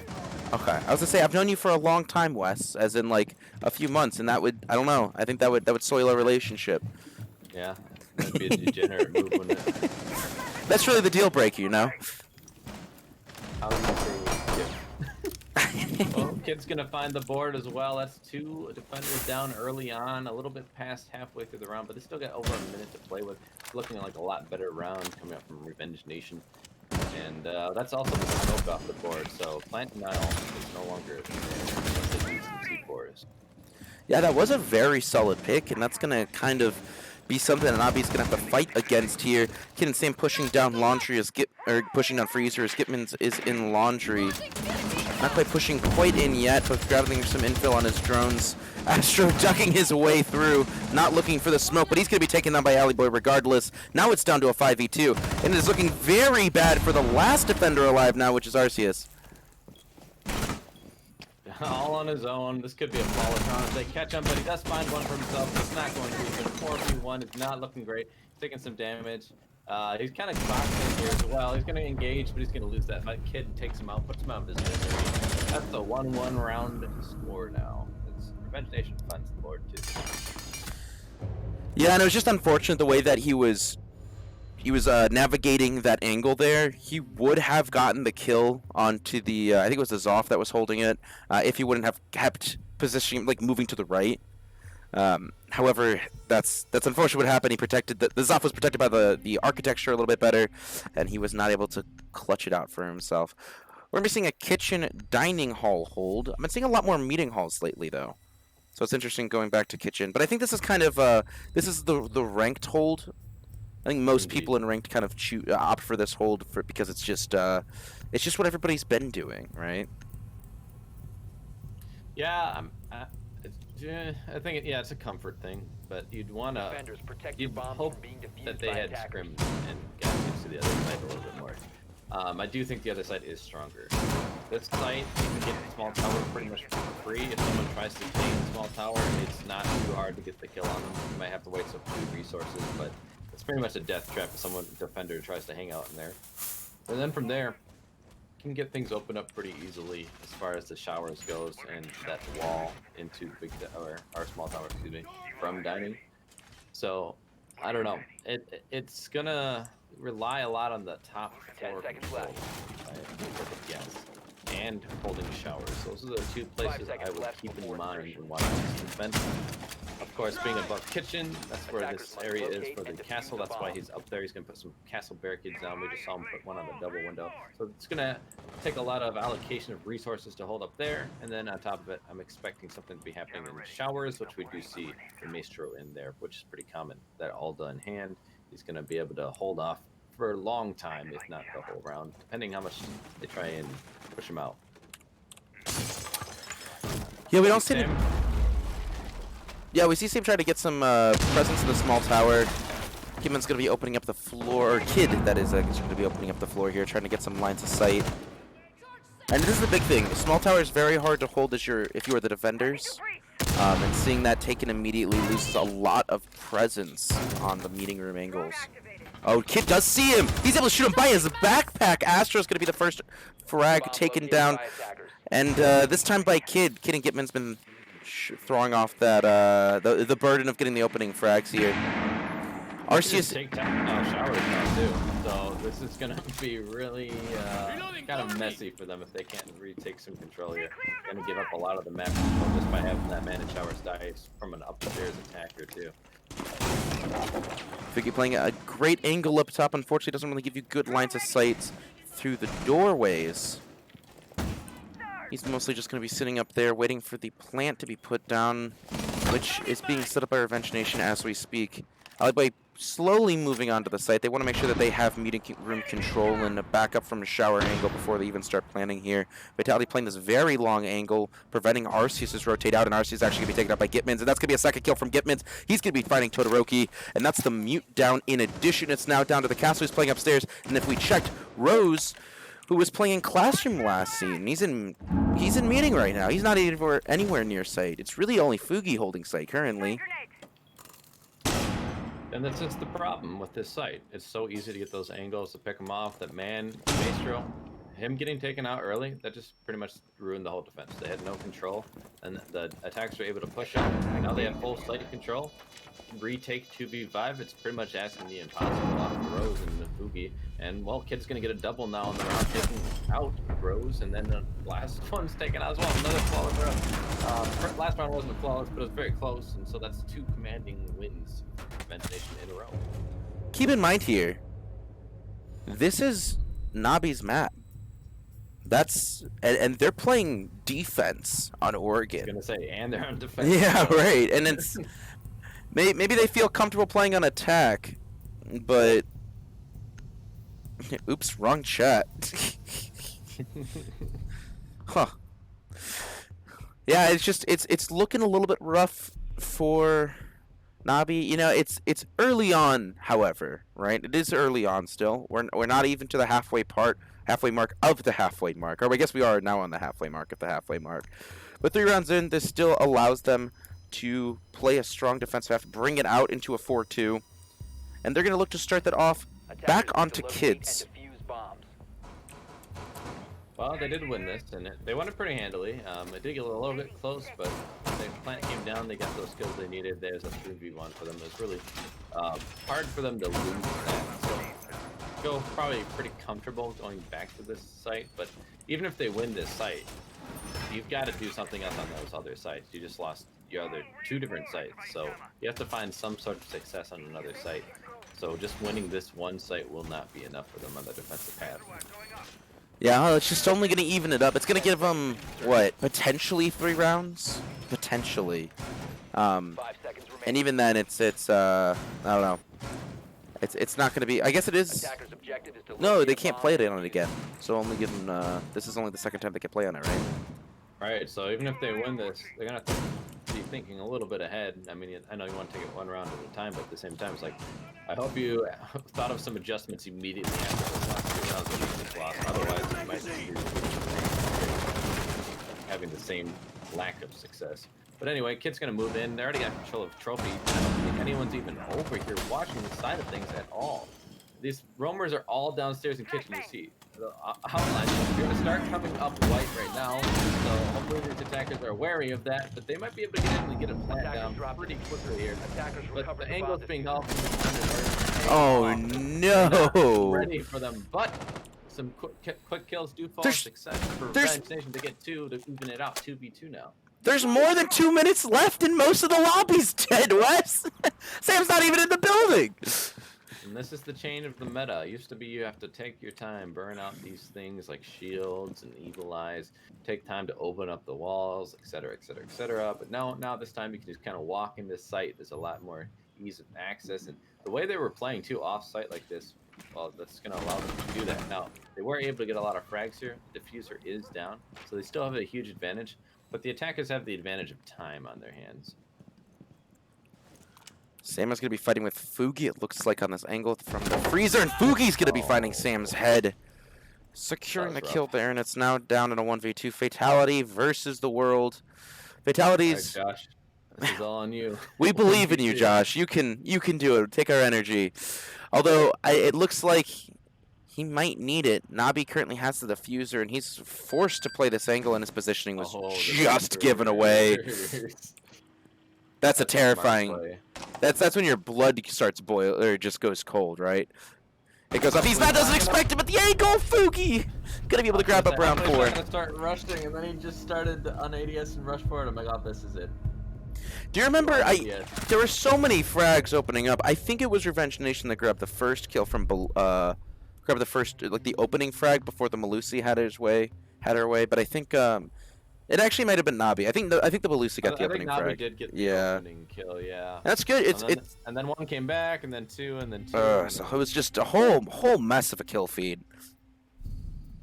But with their second winning round being on Kids yet again, Laundry is going to present itself as a very likely option. Now, on Laundry, it was down to a 1v4, or 1v5 actually. And I think a lot of that stemmed from the problem of these players were not able to back each other up. Yet the smoke pushed up at the bottom of Freezer, got taken up with every single smoke canister dying in his pocket. You had Arceus on the Goyo getting kind of picked off. And it was just one after another, and suddenly it was all the way down to the mute. I think it was Astro all by his lonesome, and he wasn't able to quite clutch it out. It's a hard proposition, to be fair. Well, yeah, you're asking a lot from some of these players, and maybe it is just the positioning and the strategy of not playing together, as you mentioned. Maybe that's it. But it could just be players making mistakes and mental lapses. You know, we just don't know all the information. Either way, though, they're going to have to clean something up, right? You can't repeat that. You can't have the early 10 deaths, seconds to and you insertion. certainly want at least 3 frags if you do have an early death. And we didn't really see any of 5 that coming seconds out to insertion. from Nabi the last time they were down here.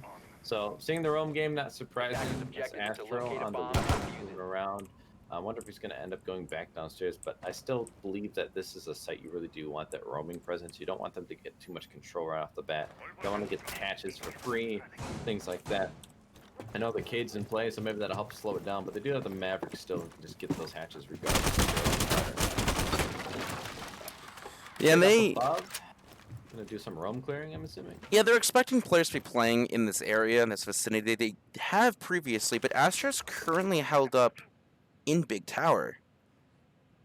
So it's kind of this bait and switch here. They're not really expecting him to hide in this position, although, if I'm not mistaken, previously they did have him droned out in a separate round when he tried a similar strategy, and it didn't really bode them too well. Gitman's already putting down some pressure on Laundry Stairs, getting rid of the camera there, kind of scaring the opposition a bit. Yeah, he's not all the way upstairs either, if we're talking about Astro, so it shouldn't actually be that hard to drone him out. You do see a drone was starting to head up. They do open up that. Oh, the timing! Attention, kid! You just get your head blown off because no one was paying attention. No one's there for the refrag either. Someone should have been pinching from below and able to escape downstairs because no one was holding the angle. He knew he was upstairs. He just got the kill. It's just poor coordination coming out from Revenge Nation on that one. They let it get away with the kill, and half the round has been killed. They don't really have anything to show for it yet. Gitman's going to be picking a fight against the player who is playing on Pillar. Looks to be Todoroki. Going to be getting some drone support, trying to add a distraction. He's able to find the kill, and Todoroki's going to go down. Now evening up to a 4v4. Another kill, this time by Astro, although Astro was down in the process.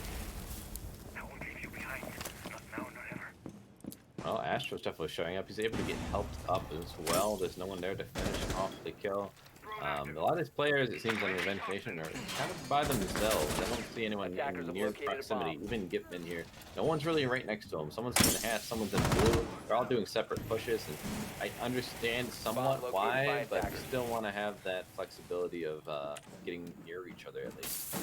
Do you see this? I don't think that they're aware that Astro's even playing here.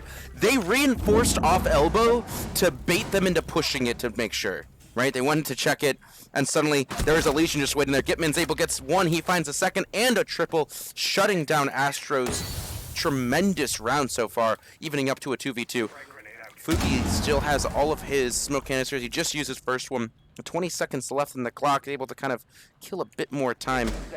But that's going to be Diffuser going down. I'm not sure if he's quite aware. And Rose is able to just swing on it, get the kill. Gets the second! He killed Gitman's there! He did. I don't know how he got the flick, apparently. I didn't actually think he got it, but it's interesting to note that that was just a blunder on Gitman's part. He was holding, I know he had to watch 2 angles, but the man pushed up in the hallway. He saw him, missed a couple shots, and then your person stuck there like a sitting duck, gets shot, taken out.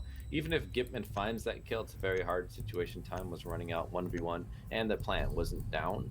So, a lot to ask. If Gitman had just gotten the man in the hallway, would have made that round a lot more secure for Revenge. But kudos for playing it well, pushing up, being aggressive, getting that planter killed, and a nice flick at the end also finishes the round off. There's 2 types of players, right? There's types of players that play exceedingly well, and they play for their frags, and there's players that play good siege, right? They are good siege players, they play objective. And we saw how Rose specifically played that fight. I would say half of the player base that are even watching this would have gone for the fight with Gitman's first. They saw his head, they would just go and flick on him, right?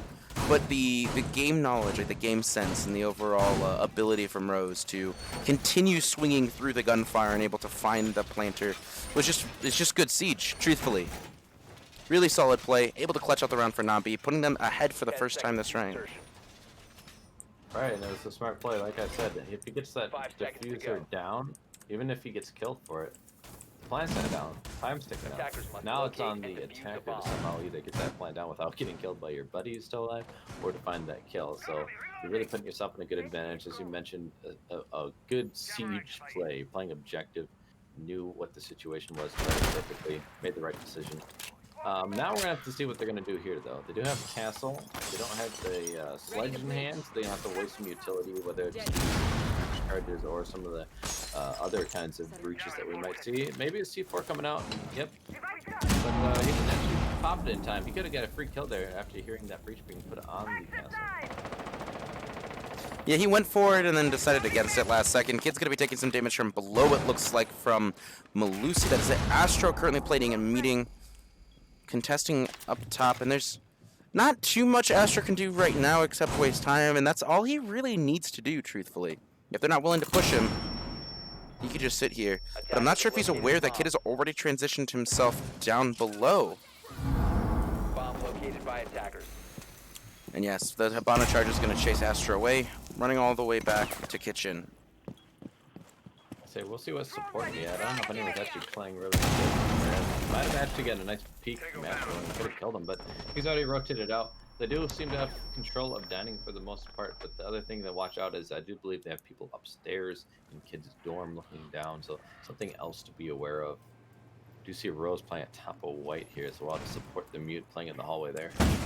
Yeah, Fugi and Rose playing upstairs again. Rose was playing a little bit more roam-intensive last go-around, so I'm liking to see him sticking with his teammates and holding this white staircase a little bit better.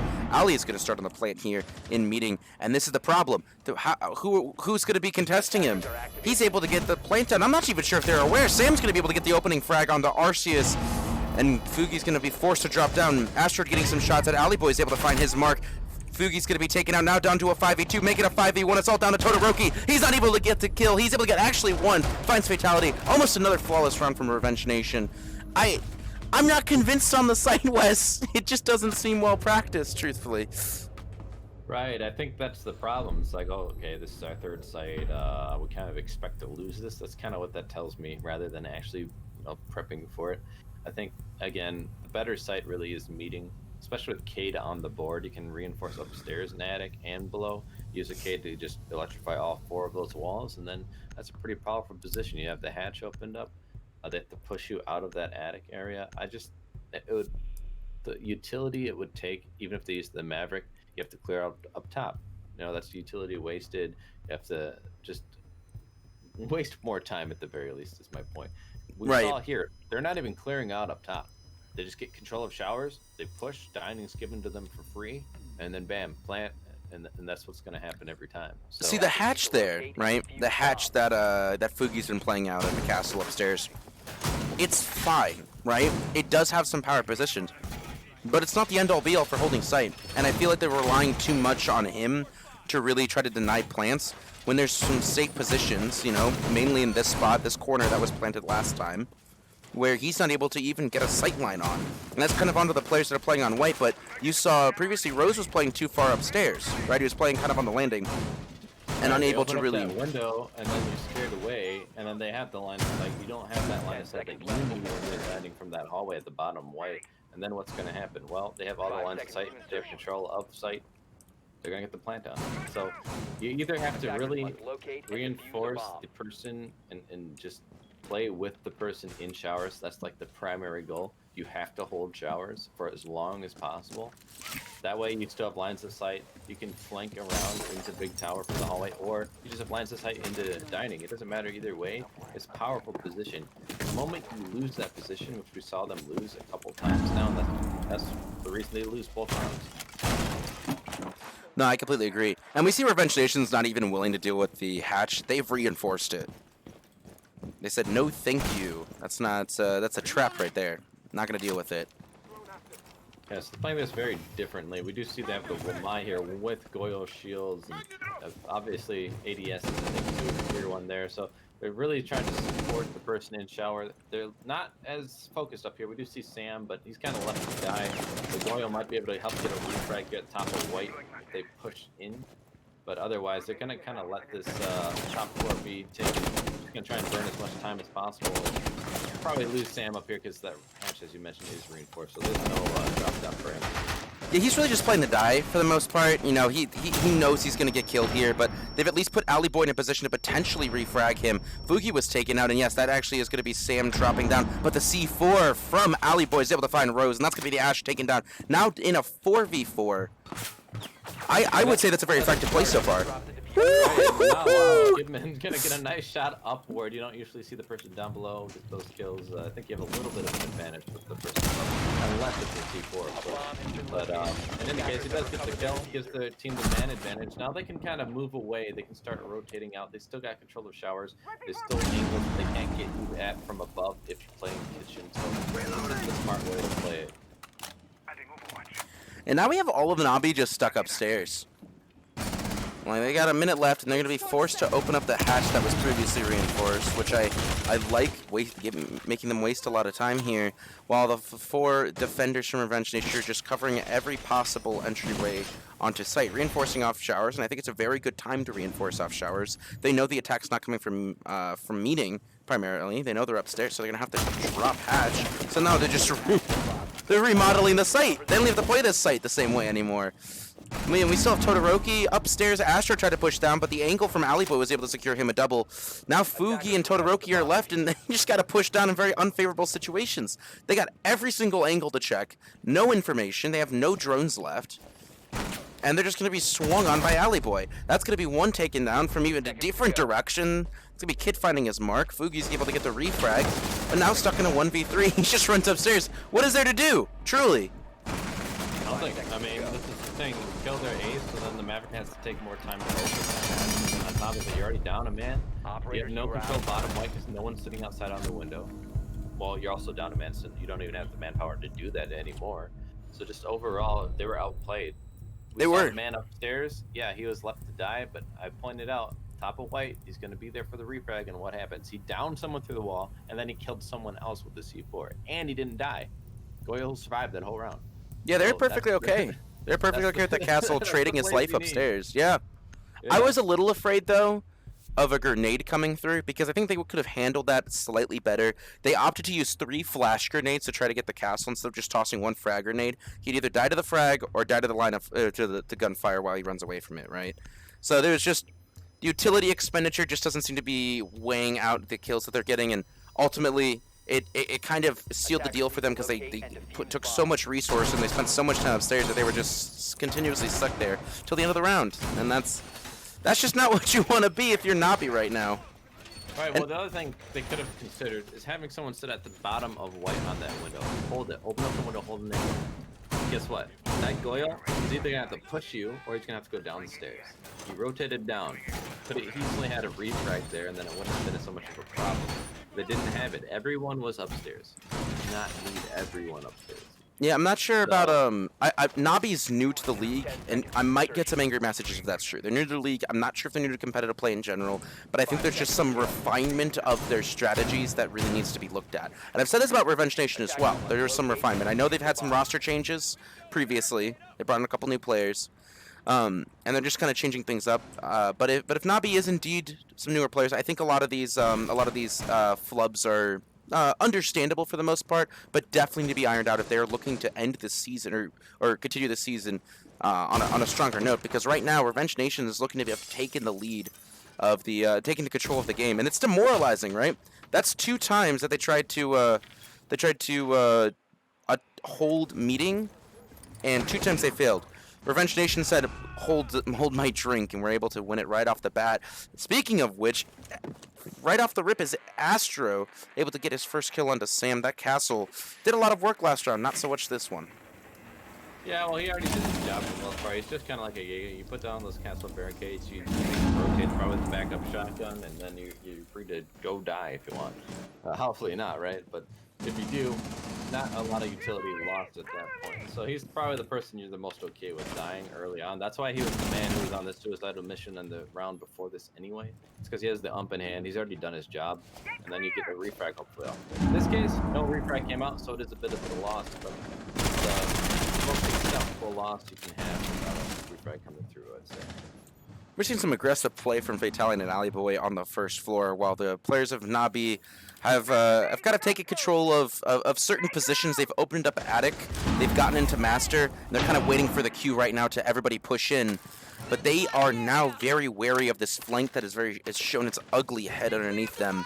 And there's not too much they can do to stop it. They have no nomads available. They can have drones, and of course they can turn and fire, but they don't really have any sort of flank watch outside of it. RC is going to be opening up, trying to dislodge any defenders who might be playing in Attic. There are none, unfortunately, but it will be Gitmans that gets taken out by Todoroki. Second kill for Nabi so far. Differentiation is yet to find the scoreboard. This attack looks a lot better than the last one, I'll say that. They look a lot more prepared. They're doing it with push as well. That's what you like to see. Not everyone's fumbling in one direction. But the defenders actually might have made a mistake. They did get a kill on a C4, but now it's a 3v3 post-plant situation, so the attackers are still favored here. But I was just going to say, I thought they reinforced that wall, so never mind. I thought they reinforced this wall right here that he's looking at, and that's what I was going to say was a mistake, but they Defenders have eyes on them. Attackers need to protect it. Fatality finds a double.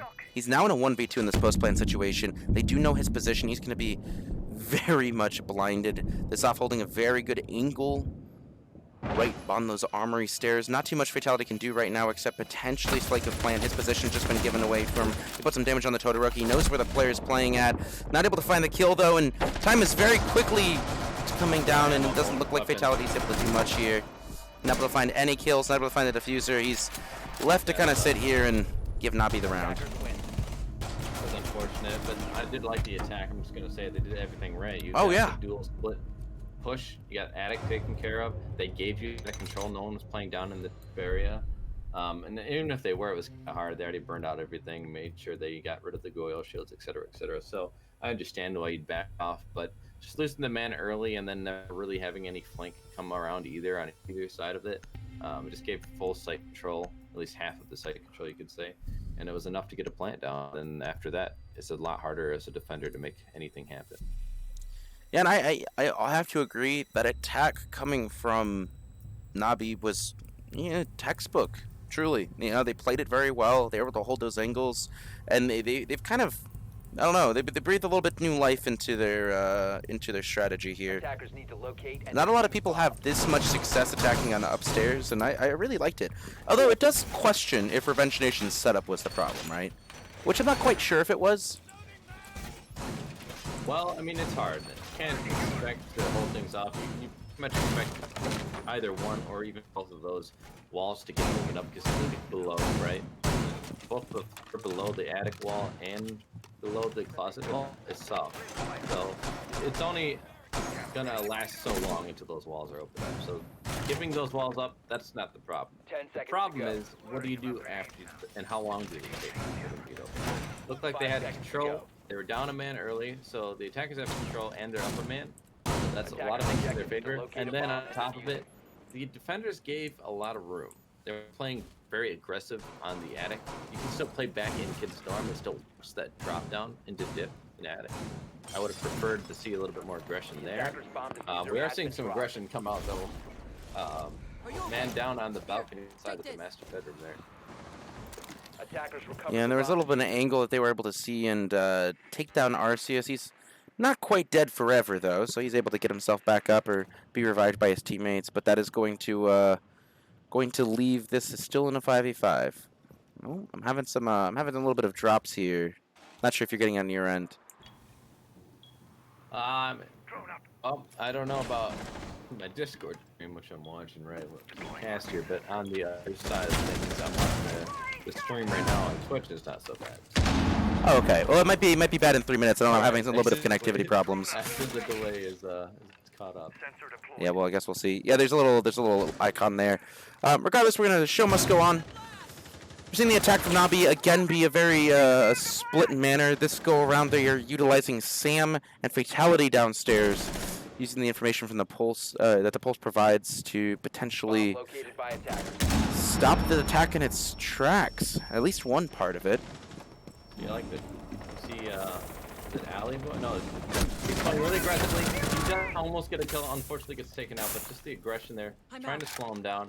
Really wanted to pick there. It's not his fault he wasn't able to get one right. But the rookie is down and finished off by alley boy, so that's a frag coming, and Astro getting taken out by fatality. So bringing it back. I like the aggression they're showing here. They're being a lot more productive, I would say, than last round. So they're looking a lot better. On the attacker side of things, they're getting pushed on, and well, they're able to take up the Jaeger, but that's it. Otherwise, they just lost 2 men in a row. So they have control of Attic, but the problem is they don't have control anywhere else. That's going to be Kid getting the kill onto the Ash of Rose. Now let's down to a 2v4. It's not looking so great, and they're going to have to push it. I don't know why he's actually pushing in. He had some time. 45 seconds were left. Kid gets another one. They're just running in. What's going on here? We were just giving you compliments, Nabi. Now we're in a 1v4. Fugi's in an awful position. He's got people to his left and his right. Basically no information available. We're going to try to at least try to get some pressure off of him. Put some damage on the Sam from below, but that's not going to be quite enough to win it out. 20 seconds left on the clock, and this round's I'm just going to call it now. Yeah. What are you going to do? You going to push the shotgun? No, he gets Kid. But now he's stuck because of the fire. He's going to have to rotate in here, and he doesn't have the diffuser, so yeah, it's done. But looking at it from another perspective, gets another one first. Wait.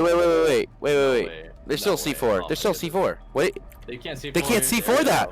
Oh my gosh, no, I think Fugi's in a good position right now. I can't believe they just let that happen. They flubbed it. Why did they not rotate up? No, they didn't. They did not rotate up. They were relying too much on the pulse. Fatality though. Okay. Closes out. But I have to say, 2v1. That is just. Oh my god. I was sweating a little bit for them there. Well, a little bit for me. I already called it done. I would have looked like really done, right? Disabled the diffuser. Win that round, but they make it happen. The chances of him winning even in a 1v2 post plant, I mean, it's a little bit more advantage for him, but the other problem is they come up the different stairs. He doesn't know where they're going to come from. He has to watch many different angles. They opened up the attic wall themselves, so he could have even got flanked from that side. It's just a lot of different things that could have happened there of where the defenders would have been playing. So it's very hard for him to win that. Good job, though, getting the 2 kills, getting the plant down to more than I expected. But even just isn't going to be quite enough. The rest of your team died way too early, and you're just not going to win rounds like that. Now, what I was going to say, though, about why I think that attack fell apart, it's not as if they didn't have the right strategy. We already saw they did really well the round 4 won that same site. The problem is the adaptation to when people are trying to throw a wrench in your plans. They weren't able to adjust. They got mentally crippled, it seemed like, after they lost the first 2 people there. Defenders After that, they were just reeling, and they didn't know what to do. We saw them just haphazardly just pushing this. Oh, we're not going to drone. We're not going to... Yeah, they decided... even. They went monkey for a second, right? they just ran on the site. There was this, like, fuck it mentality that happened, and I think that's... You know, if you want to play at a high level like this, you got to be careful and kind of stem that a bit more. I think that the adjustment needed to be seen as, well, we didn't clear out the roamers last time, and the roamers were a little bit of a thorn on the side previously. Maybe we should deal with them. And the Revenge Nation decided to use the roamers to a very large effect that previous round. Alley Boy, you had Fatality, and you had Sam all roaming. And there was just nothing that Nabi did to stop them, and it really bit them in the butt. Well, the thing that they did the same actually for the most part. The problem, or the good thing for the defense and the problem for the attackers this time. Last time they just kind of pushed into the site. They didn't even worry about below. They barely did anything below. They just went below, shot the nuke jammer, and then moved on upstairs and take too much time downstairs. And they didn't lose anyone because they didn't bother being in the area that they were in. And then everyone was downstairs, so they were able to get that plant. So the roamers, 3 of them, is what actually hurt them the first time because the attackers didn't even bother with them. They got straight to the site and tried to plant. And then in the case of last time, they actually fell into that trap. They were engaging with those defenders below. They did the same strat that was done previously where they just reinforced off the player into elbow. He doesn't really have a way... Oh, no. Kid keeps confusing me here. I really thought that was completely completely reinforced off. regardless, Fatality is going to be able to get out of elbow there, but they just want to do it a little bit later. Beta with reinforcements, but they don't actually follow through. Oh, so to kind of hide the play there. I see. That's a very smart play. Gitman's able to get an opening frag off. Sam's still fighting on Big Tower stairs, wasting a lot of time. Arceus able to find a Fatality, however. Yeah, that's a big frag coming in for the defenders. Looping with my kind of not great, but well, that's a nice kill. So Kid is taken out, so that's going to give them the man advantage. But they lost the Maverick, so that's a big deal for getting the hatches open. But in this case, it doesn't even think they're going to worry about it. They're just going to push from elbow and the tower for the most part. And they have someone sitting in laundry. We're going to see Rose get a kill, and that's going to help them out. Alley Boy taken out, and then they just finish up. 2 more kills coming through to finish things off. That was a really good round. They did the split push, and then the person on the backside who was baiting in laundry decides to push up at the last second to catch those defenders who were reeling back from the big tower push while they were just in the lines of sight because no one's watching laundry. Yeah, we saw the attack was a really good attack. I think the defense was a little bit poor. They spent a lot of time like focused on particular threats, but not watching their flanks, not watching their corners. And as we saw, Rose was able to just push down laundry and get 2 free frags for nothing and really secured her team the round there. His team the round. Not sure who. Gonna be back to laundry room, running it back. This seems to be Revenge Nation's strategy. They lose the site, they decide to run it back, make adjustments. They fake the castle there, though. That's kind of an important note. Protect your bombs from Maybe the trying to bait the attackers into thinking they're going to be on the 3rd site because the castles often rot those middle floor sites, right? Getting upstairs and holding off kids' dorm is pretty pivotal because the verticality on this floor, even if you're doing a kitchen hold, the same thing. It's the same idea. You still gotta hold that top floor. So seeing the castle, maybe they were, you know, trying to fool them. And the thing is, you gotta keep in mind, looking at the operators that were chosen, Todoroki is on a sledge. I don't know if that is a direct counter to those castles that they thought were coming out, but if it is, really well done on the side of. Well, he was running a sledge last round. Bear in mind. Oh, was he? Yeah, okay. he was. So that wasn't because of that. So No. that's good. But I think the gridlock might have been, right? It's always a 6 picks that could potentially be the counter strategy, right? And they think it's gonna. They originally thought it was gonna be a meeting room hold. It bears to make sense that the gridlock changes to prevent some sort of flanks while they're attacking kitchen, potentially to kitchen meeting. But that is not going to be the case here. They all spawned junkyard. Now I don't know if that's because they actually did think it was going to be that 3rd site upstairs, or if they're just simply going to do a push down white here into freezer, and then also if they might do a laundry push on top of it. I'm not quite sure what the approach for these attackers is, but normally when people spawn on this side of the map, it's going to be the reverse side push. They just pushed from Big Tower last time. The defenders we saw had a lot of setup pointed towards that side. And now it looks like it was just a bait, using last time's knowledge to make them wary, and now they're actually going to hit them from the other side. Rose felt that on the chin of their very chin, almost taken out by the Goyo Alley Boy on the stairs. They were a footstep away from eating a bunch of lead there. I think the deployment over at Junkyard stems from the fact that taking small tower is pretty easy. It's kind of like a good jumping up point. Come on, fun guy, you could do it. Fun guy, there we go. He's able to get that hatch open in security. Oh no, Gitman, do you not see him? He does not see the player that was playing very aggressively on him. He just kind of misses it. There is his head right there. He now sees the Ash. Not able to find the mark there. Completely whipping on him. Unfortunate. That angle just not giving him enough of a line of sight to the kneel down player. Oh no. Oh no, he's got AirPods in. He can't hear him. He can't hear him. And it's going to be the truck of Sam. Oh, he doesn't know he's in classroom though. The drone might have just given away his position. Oh, I think it did. So Sam is about to engage. No, he does not. Oh, no. He has no clue. He has no clue. And he was almost also looking the wrong way. He's made animation. He almost got taken out. Todoroki able to save himself for the time being, and they are repositioning players to deal with the Ella now. Not quite sure where he is. Ali Boy's able to get a kill as well. And this flank, again, they're not getting rid of these flankers. This flank is able to come in and waste so much time, but they're able to even it up 3-3. Arceus able to find a kill as well, and it's now down to a 3v3. 30 seconds, they're going to have to get this done. Coming down the freezing stairs. The problem is they're also pushing down the laundry. None of these defenders going to have the right line of sight. tell for sure. But wait, those two attackers are above still. Are they gonna drop the hatch? What are they thinking here? I'm not Push down sure. launcher all together? 15 seconds to go. It looks like they're all gonna start pushing launcher and drop down the hatch. One man is found, but they're gonna go to the rotate, take him out. This is an attacker-sided thing, but no, it's brought He back. doesn't know. Alley boy. He doesn't know where he's at. Going down. He has to put it up. Attackers activating He diffuser. waited to the last second to make sure he was planting, but that was too long. He's able to get the kill though. That looked like it's a bit of a whiff from Arceus.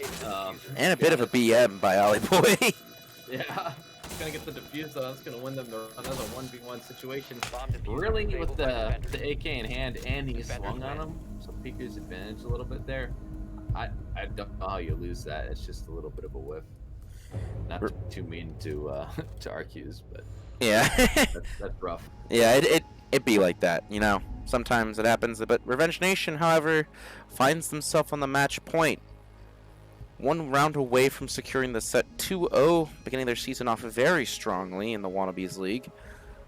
It's going to be down to a kitchen dining hall to see if Nabi can pull it back into overtimes. Very similar to how Revenge Nation had to deal with Theme Park. Keep in mind, this was their first site, and they won it. And they won it because they reinforced that hatch. They left the castle up above to die, basically, we mentioned. But he did burn a lot of time. He got the refrags from the Goyle of Alleyway. Got a nice down, and then... Oh no. Did you see that? What did they The six pick, off of? they six picked off a pulse Being diffused by on To the to castle. yes, but then they six picked in Nabi six picked off of I can't remember what player. Off the sledge onto Yeah, on the IQ. IQ to try to counter the Oh. pulse. That's the good mind games coming Yeah. out. That's gonna go into Revenge Nation. Now they're gonna have to use those breach charges, which they have plenty of. Let's be honest. Astro did on that IQ, so it's not the end of the world. But I think you'd rather have the frag grenade in hand as on top of the hammer to get some verticality. Now you're gonna have to waste some precious utility 10 seconds to open remaining. up those castles, and then on top of it, open up the floor above if you're trying to get verticality. 5 seconds left so before insertion. I would say that was a win in the round Attacker's objective is to defuse a bomb. engagement. I guess you can call that 6-pick phase. It's gonna be a small tower take yet again from Nabi, or at least an attempt at a small tower take. There's nobody upstairs, so they're able to do it or to get there for free. Fatality is gonna be holding up in showers yet again with his Wamai. This proved very effectively last go around, but I'm assuming it's gonna be the same sort of effectiveness here. Bomb located by attackers. I need to check very quickly to see if they reinforced, and yes, they did. Sam is playing in the same exact position. If it ain't broke, don't fix it, says Revenge Nation. I don't think they put the castle on the double window. I don't know if they did that last time. I'm curious where these castles will be then. One at bottom white on that window possibly. Curious to see where those would be, but in any case, Sam is still going to be playing Suicide here up in the storm. He knows that they're on that window, so he's going to be playing. We see the Goyle at the top of white as well, so he's going to be doing the same thing. It's the same hold as last time. We'll see if adjustments are being made. Gipman's going to take a lot of damage. Not sure what he's engaging with right now, but either way, he didn't die, so he's sitting on the board for his team. He had ADSs in his pocket. That was very good. He didn't die. Might I add.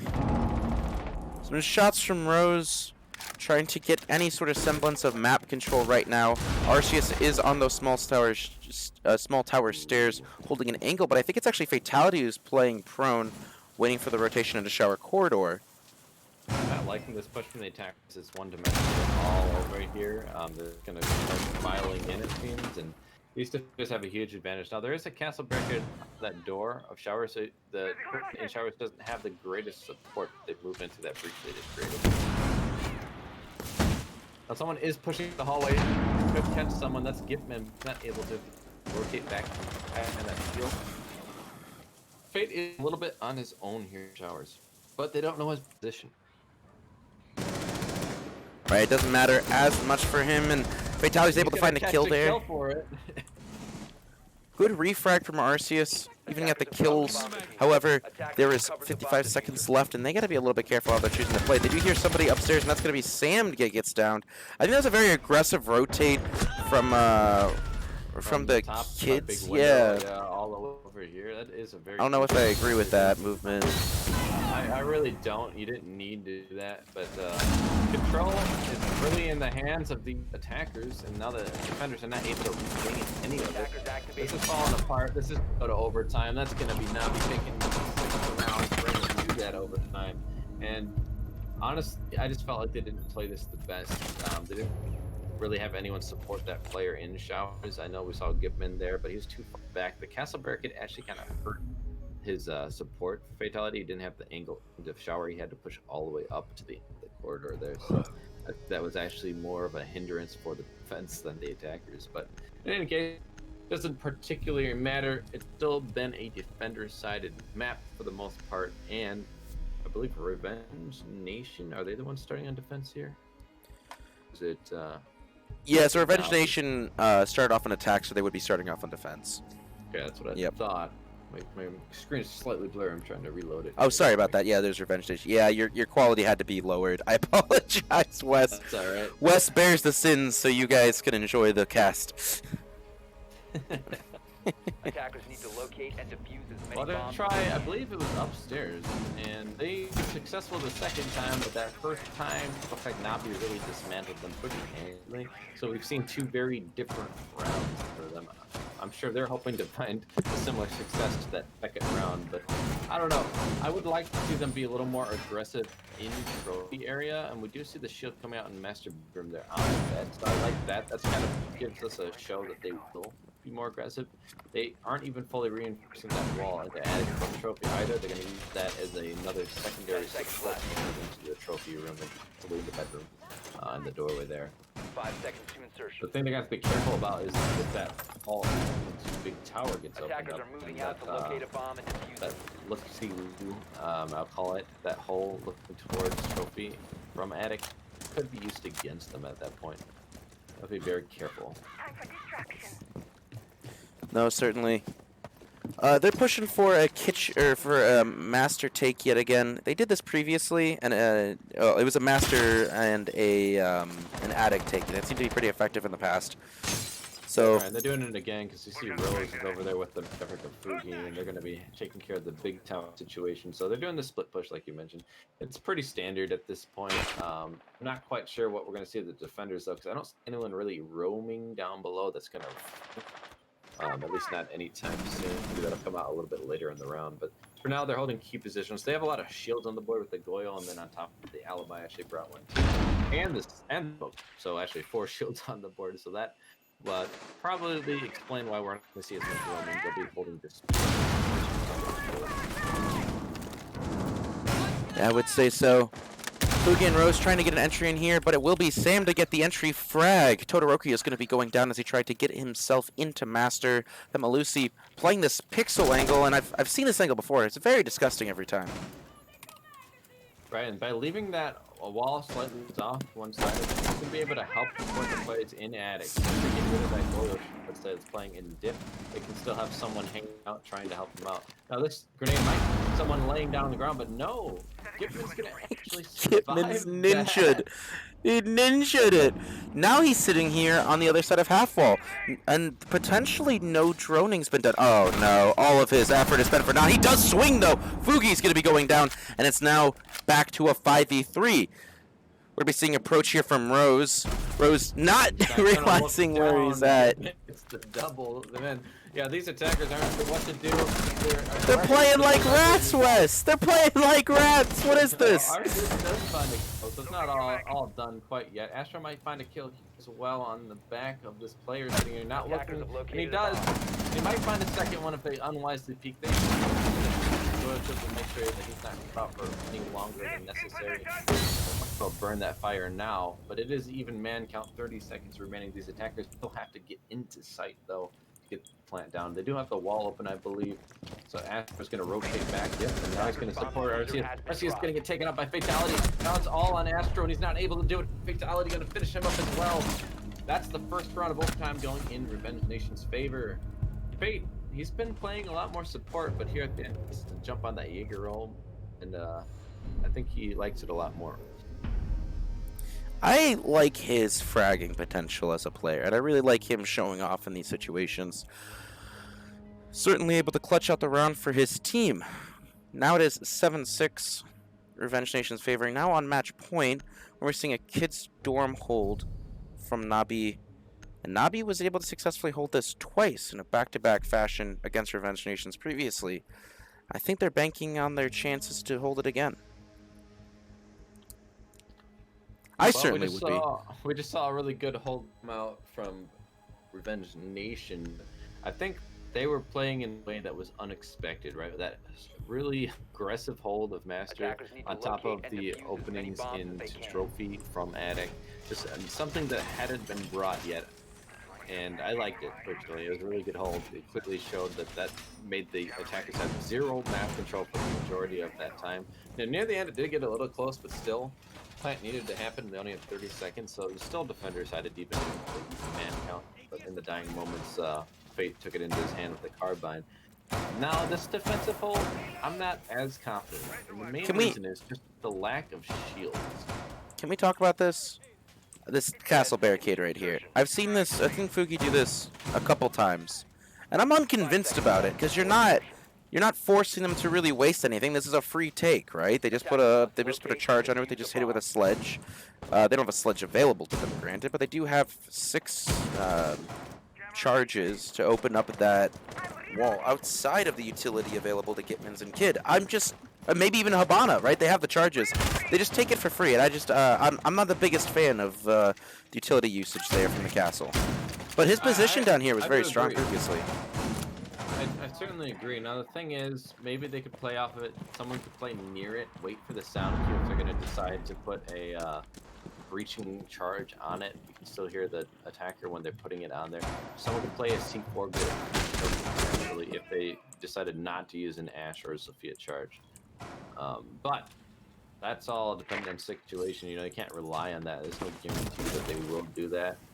So it's really hard to say if that's even going to be useful still, as you mentioned. And the thing is, they could have 6-picked. Now that is getting taken out early, and that's pretty pivotal because that's all the charges that the Sophia had in her hand, concussion rounds as well as the breaching rounds, and some of those breaching charges, all off the board. Didn't use anything yet. They're already dead. So that's a very unfortunate loss of utility. Yeah, and that was the it was just a free kill as well. That Meister was able to get that shooting back onto site, reinforce that rotate on the kids. His work's done there for the most part. Stop the advance. Ooh, I like that. The right side of the wall is not reinforced. He's able to provide some ability to fire, and Ali's going to be given that information. What I would like to have seen from the Ash there, she's on the double window. She didn't see anyone in that corner. She should drone, and if no one's in the immediate area, she could easily jump in on that window. They didn't look like they had a lot going on there on that window. No one's really able to watch it right now. Todoroki is really distracted with the attic push. So this would be a really good time to see that from the Ash. Now the C4 is going to come out, and it's not going to quite catch Sam. He did move off in the nick of time. RC is going to try and catch someone here. He's laying down in a little rat position with the shotgun in hand. He might just get a kill for his troubles here. But no, someone else actually took it from him. So his friend behind him, I think, got the kill. Yeah, that will be Astra that finds his mark. Maybe just preventing Revenge Nation from even getting inside the building. Fatality trying to swing on it, but that is a lot of gunfire that he's going to have to deal with. And I think Arceus is going to fall in. Not quite. He actually takes more damage from his friend shooting, and that's Arceus finding a kill himself. And now we're into a 2v5. Fatality runs up the stairs, able to find Jaeger, trying to even it out. He almost didn't even catch him, and he was standing right on the right side. So that's very scary. This Maestro has been really a pivotal person in this round, continually mowing down enemies and holding off the attic push, and that was slowing down. Fate's gonna have a lot of trouble here. He's getting stuck on a well blow. He's pretty much either gonna die or the round. He just can't even move. Operators, you are out of There's a time. hail of bullets to his left. There's a hail of bullets to his right. There's a web blow at his feet. Not too much for Fatality to do there, unfortunately, and that's going to be putting us to final round. Revenge Nation is going to be grabbing up on the defensive side. That's 3 rounds in a row that Nabi was able to take. Well, they went to overtime, and Revenge won the first defense, and we just saw the second team of Nabi win their defense. So each team won 1-1 in the overtime. So don't forget that, but I do get your point, though. They've pretty much done a lot better here in the later half of this matchup, I believe. What is going on with the chat? I'm told that there is one. I was told that there's one timeout per each map. Oh, yeah. Okay. Interesting.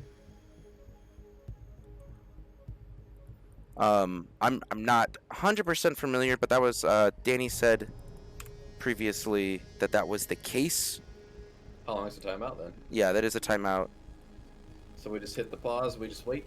Is that how it goes? Yeah, they have a couple minutes here to kind of like gather their thoughts. We're just pausing it.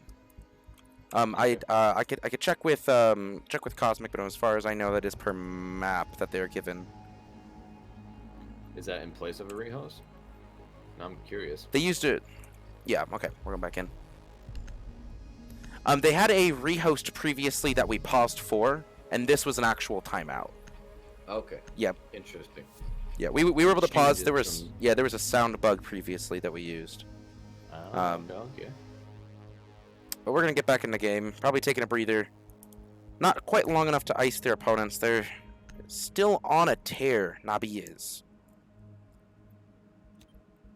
Well, still defender-sided so far. Each team won their first defensive round in overtime, and so I would say that does give Revenge a little bit of an edge here, as they are the one who get that lucky last round of defense.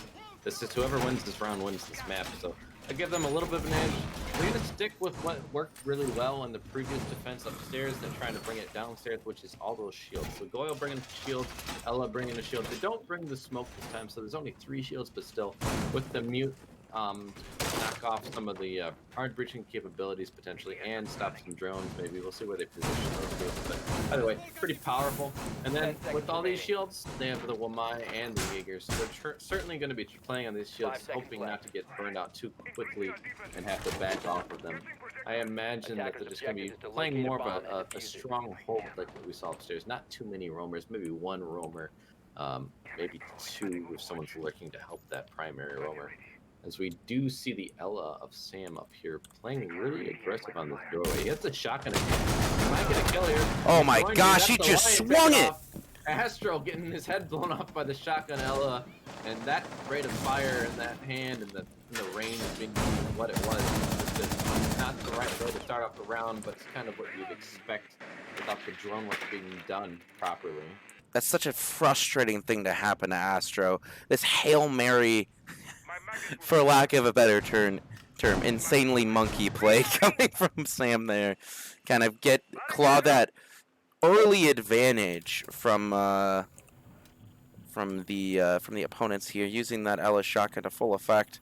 That's all the EU1Ds down. That is potentially the attack just insanely crippled, depending on how much they're planning on relying on the Lion. And now Revenge Nation can just wait on site and not take any risks, because it doesn't look like they are. Alright, they're going to be playing the kind of turtle hold, like I said. They might have 1 primary roamer, which is going to be Sam, but everyone else, they have plenty of shields in sight. They have plenty of areas they can just hold up and bunker up. With the Wamai and the ADSs from the Jaeger, it's going to take a lot of effort to knock them out of those key positions, too. So they're just doing a turtle defense with a little bit of a dagger coming out that can catch them unawares. So, I don't know, kind of like a Spartan with the shield, and then you see the spear just jabbing out every once in a while. Right. I'm assuming Sam is going to be that spear jabbing out while these defenders are the shield in place. And I feel as though they might be completely unawares, as there's no sort of adjustment here to deal with this potential flanking Ella. No information being gathered there, and Sam is waiting for the right time to strike. Boogie currently opening up a hatch here on maintenance. Todoroki putting some shots down from the laundry side, and they're slowly advancing towards a laundry plant. There is no smoke canisters on the table, so thankfully they're only going to really have to deal with, I would say, the Goyo shields when it comes to any sort of plant denial. Oh, they do no. have 2 C-ports on the board, though, with and with Alley Boy, and now the coming out. And he's gonna catch it to the no. left. See him, Todoroki, no! This might be a flawless round, and it is. Just to cap it off, Revenge Nation taking a flawless round to take it home. That's 2 rounds in a row, both in overtime.